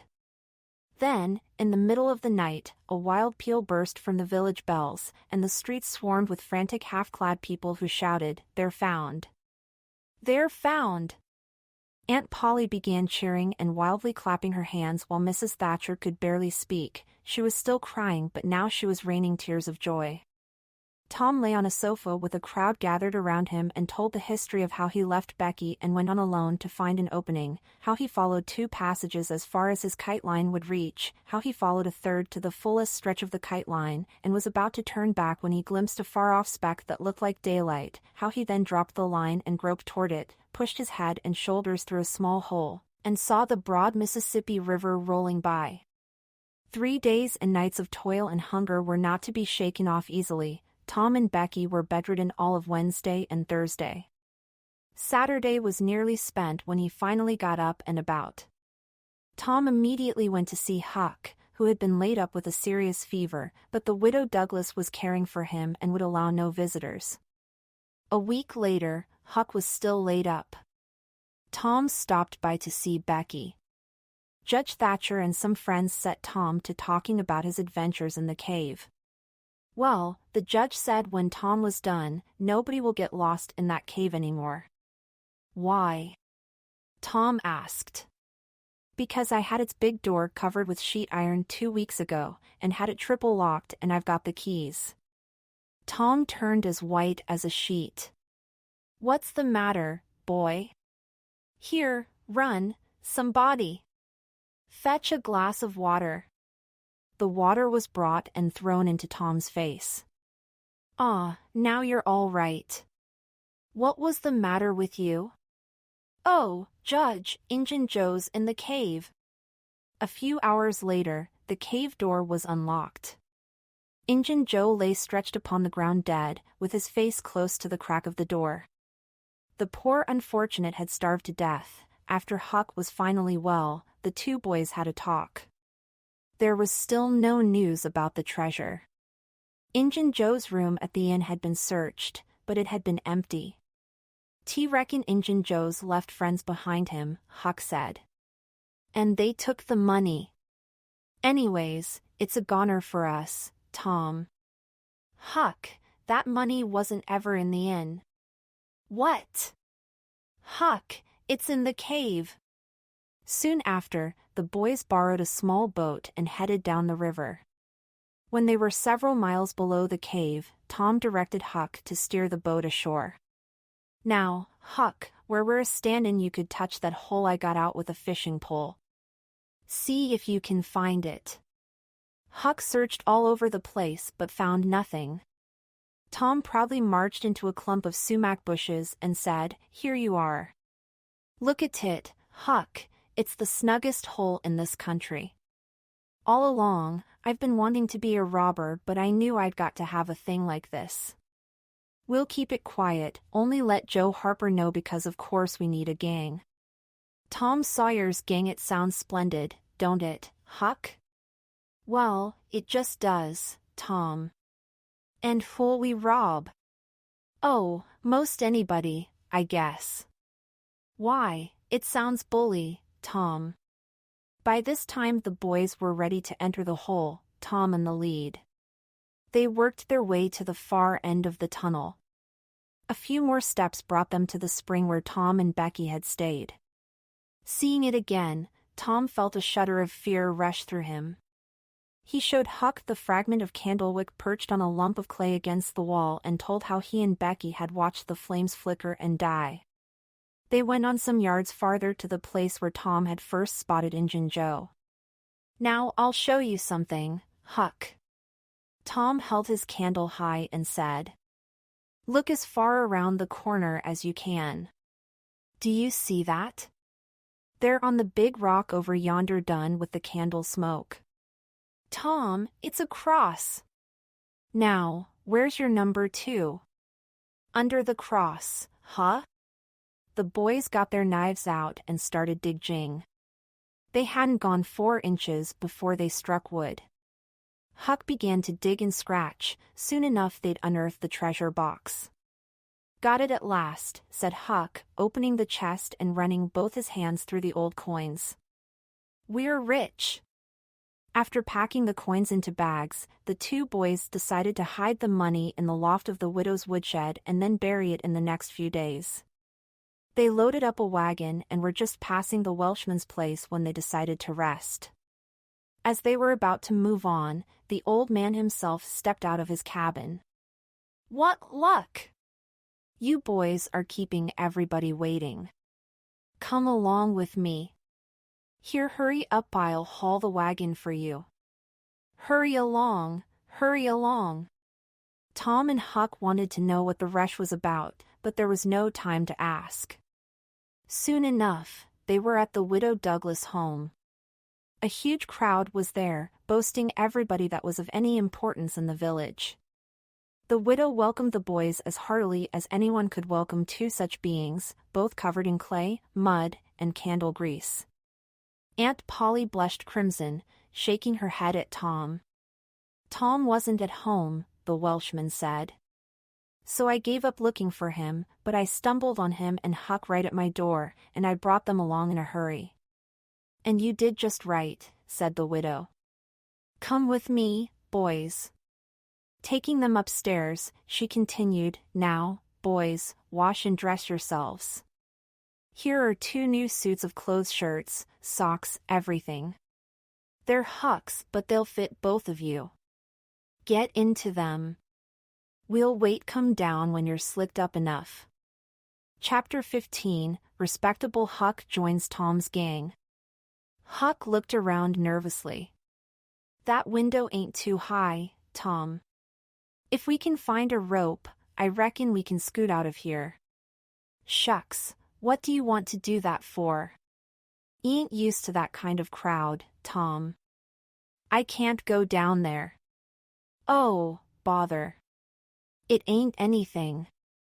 I'll take care of you. Some minutes later, the widow's guests were at the supper table, and a dozen children were propped up at little side tables in the room. The dinner was in honor of the old Welshman and his sons to thank them for their heroic deeds. At the proper time, the old man got to his feet to make his speech and thank the widow. As the crowd listened eagerly, he paused and then said there was another person in the room who deserved the greatest honor. Huck Finn. A murmur of surprise ran through the room. The widow herself wore a look of great astonishment as she now learned of Huck's role in preventing Injun Joe from harming her. After dinner, the widow sprang a surprise of her own. She said that she meant to give Huck a home under her roof and have him educated, and that when she could spare the money, she would help him start a small business. Then Tom spoke up. Huck don't need it. Huck's rich. The crowd could hardly keep from laughing at the thought that Huck Finn was rich. Knowing how strange he must have sounded, Tom continued, Huck's got money. Maybe you don't believe it, but he's got lots of it. Oh, you needn't smile, I reckon I can show you. Just wait a minute. Tom ran out of the door, as the guests looked more and more puzzled. A minute later, he was back, struggling with the weight of his money sacks. He poured the mass of yellow coins out onto the table and said, Here, what did I tell you? Half of it's Huck's and half of it's mine. Nobody spoke for a moment. Then everyone began shouting for an explanation, which Tom was quick to provide. After he had finished, the money was counted and added up to a little over $12,000. Huck Finn was rich. The widow Douglas put Huck's money in the bank, and Aunt Polly did the same with Tom's. As for Becky's father, Judge Thatcher now had a great opinion of Tom. He said that no ordinary boy would have gotten his daughter out of that cave, and that he hoped to see Tom become a great lawyer or a great soldier someday. He would even see to it that Tom went to West Point and was later trained at the best law school in the entire country. Huck Finn's wealth, and the fact that he was now under the widow Douglas's protection, introduced him to society dragged him into it, and his sufferings were almost more than he could bear. The widow's servants kept him neat and clean, combed and brushed at all times. He had to eat with a knife and fork, he had to use a napkin, cup, and plate, he had to learn his book, he had to go to church, he had to talk properly as well. Huck bravely bore these miseries for 3 whole weeks until one Saturday he turned up missing. For 2 full days, the widow hunted for him everywhere, but no one could find the boy. Early on the 3rd morning, Tom Sawyer went poking among some old empty hog stalls behind the abandoned grain silo and, in one of them, he found his friend. Huck had slept there that night. When Tom found him, Huck had just finished eating some stolen odds and ends of food and was wearing his old rags and enjoying a piece of gum. Tom told him about the trouble he was causing and urged him to go home. "Don't talk about it, Tom," Huck sighed. "I've tried it, and it don't work. It ain't for me. The widow's good to me, and friendly, but I can't stand them ways.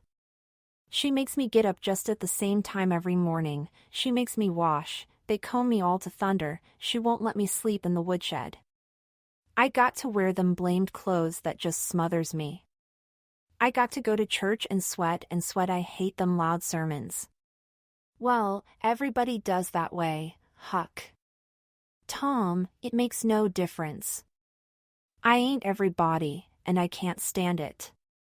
Looky here, Tom, being rich ain't what it's cracked up to be. It's just worry, and sweat, and wishing you was dead all the time. You take my share of it, Tom, and gimme 10 cents sometimes when I need it, and you go home and apologize for me with the widow." "Oh, Huck, you know I can't do that. If you'll try this thing just a while longer, you'll come to like it." "No, Tom, I won't be rich. I like the woods, and the river, and all. PLL stick to 'em, too." "Dang it! Just as we was all fixed up to be robbers, this darn foolishness has got to come along and spoil it all." Tom saw his chance. "Looky here, Huck, being rich ain't going to keep me back from turning robber." "Are you in real deadwood earnest, Tom?" "Just as dead earnest as I'm sitting here." "But Huck, we can't let you into the gang if you ain't respectable, you know." "Now, Tom," Huck said. "Ain't you always been friendly to me? You wouldn't shut me out, would you? You wouldn't do that now, would you, Tom?" "Huck, I wouldn't want to, but what would people say? My, Tom Sawyer's gang. Pretty low characters in it. They'd mean you, Huck. You wouldn't like that, and I wouldn't either." Huck was silent for some time, thinking over what Tom had said. "Well, I'll go back to the widow for a month and see if I can come to stand it if you'll let me belong to the gang, Tom." "All right, Huck, it's a deal. When do we start?" "Oh, right off. We'll get the boys together and have the initiation tonight, maybe." "What's that?" "It's to swear an oath to one another, and never tell the gang's secrets, even if you're chopped all to pieces, and fight anyone who hurts one of the gang." "That's just great, Tom." "That's mighty great." "Well, I bet it is." "And all the oath swearing has got to be done at midnight, in the lonesomest, awfulest place you can find. And you've got to swear on a coffin and sign your oath with your own blood. Now, that's something. Why, it's a million times better than pirating. I'll stick to the widow till I rot, Tom, and if I get to be a regular ripper of a robber, and everybody talking about it, I reckon she'll be right proud how she fixed me up." The 2 boys walked off, talking about their new gang and imagining all the wonderful adventures they would have. What do you think? Questions for discussion. Have you ever been around a toddler who keeps asking the question why? Does your teacher call on you in class with questions from your homework? Do your parents ask you questions at the dinner table about your day? We are always surrounded by questions that need a specific response. But is it possible to have a question with no right answer? The following questions are about the book you just read. But this is not a quiz.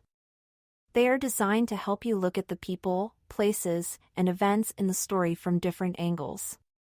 These questions do not have specific answers. Instead, they might make you think of the story in a completely new way. Think carefully about each question and enjoy discovering more about this classic story. 1. Tom hates doing chores. Which of your own chores is your least favorite to do? 2. Tom explained that to make a boy want something, all you had to do was make that something hard to get. Do you believe this is true? 3. Tom and Huck talk a lot about superstitions and spells. Do you believe in such things? 4. Tom tries all sorts of strange ways to make Becky notice him. Have you ever tried to get someone's attention in an unusual way? How did it turn out? 5. Were you surprised to find out that the boys and girls in Tom's class sat on separate sides of the room? Would you prefer your class to be knighted like this? 6. Tom daydreams of being a brave pirate on the seas. What do you dream about? 7. Where would you rather be, wandering in a graveyard after dark or exploring in a cave full of bats? 8. When Becky tears the teacher's book, Tom takes the responsibility for it. Why does he do this? Have you ever taken the punishment for something you didn't do? 9. Tom and Becky find themselves lost in a cave as their last candle burns away. What would you do in that situation? Would you be calm, or would you panic? What plan would you come up with? 10. What would you do if you found a sack of gold like Tom and Huck did? Afterword by Arthur Pauber, ed. First impressions are important. Whether we are meeting new people, going to new places, or picking up a book unknown to us, first impressions count for a lot. They can lead to warm, lasting memories or can make us shy away from any future encounters. Can you recall your own first impressions and earliest memories of reading the classics? Do you remember wading through pages and pages of text to prepare for an exam? Or were you the child who hid under the blanket to read with a flashlight, joining forces with Robin Hood to save Maid Marian? Do you remember only how long it took you to read a lengthy novel such as Little Women? Or did you become best friends with the March sisters? Even for a gifted young reader, getting through long chapters with dense language can easily become overwhelming and can obscure the richness of the story and its characters. Reading an abridged, newly crafted version of a classic novel can be the gentle introduction a child needs to explore the characters and storyline without the frustration of difficult vocabulary and complex themes. Reading an abridged version of a classic novel gives the young reader a sense of independence and the satisfaction of finishing a grown-up book. And when a child is engaged with and inspired by a classic story, the tone is set for further exploration of the story's themes, characters, history, and details. As a child's reading skills advance, the desire to tackle the original, unabridged version of the story will naturally emerge. If made accessible to young readers, these stories can become invaluable tools for understanding themselves in the context of their families and social environments. This is why the Classic Start series includes questions that stimulate discussion regarding the impact and social relevance of the characters and stories today. These questions can foster lively conversations between children and their parents or teachers. When we look at the issues, values, and standards of past times in terms of how we live now, we can appreciate literature's classic tales in a very personal and engaging way. Share your love of reading the classics with a young child and introduce an imaginary world real enough to last a lifetime. Dr. Arthur Pauber, ed. Dr. Arthur Pauber has spent more than 20 years in the fields of early childhood and gifted education. He is the former principal of one of the world's oldest laboratory schools for gifted youngsters, Hunter College Elementary School, and former director of magnet schools for the gifted and talented for more than 25,000 youngsters in New York City. Dr. Pauber is a recognized authority in the areas of media and child protection and is currently the U.S. representative to the European Institute for the Media and European Advertising Standards Alliance.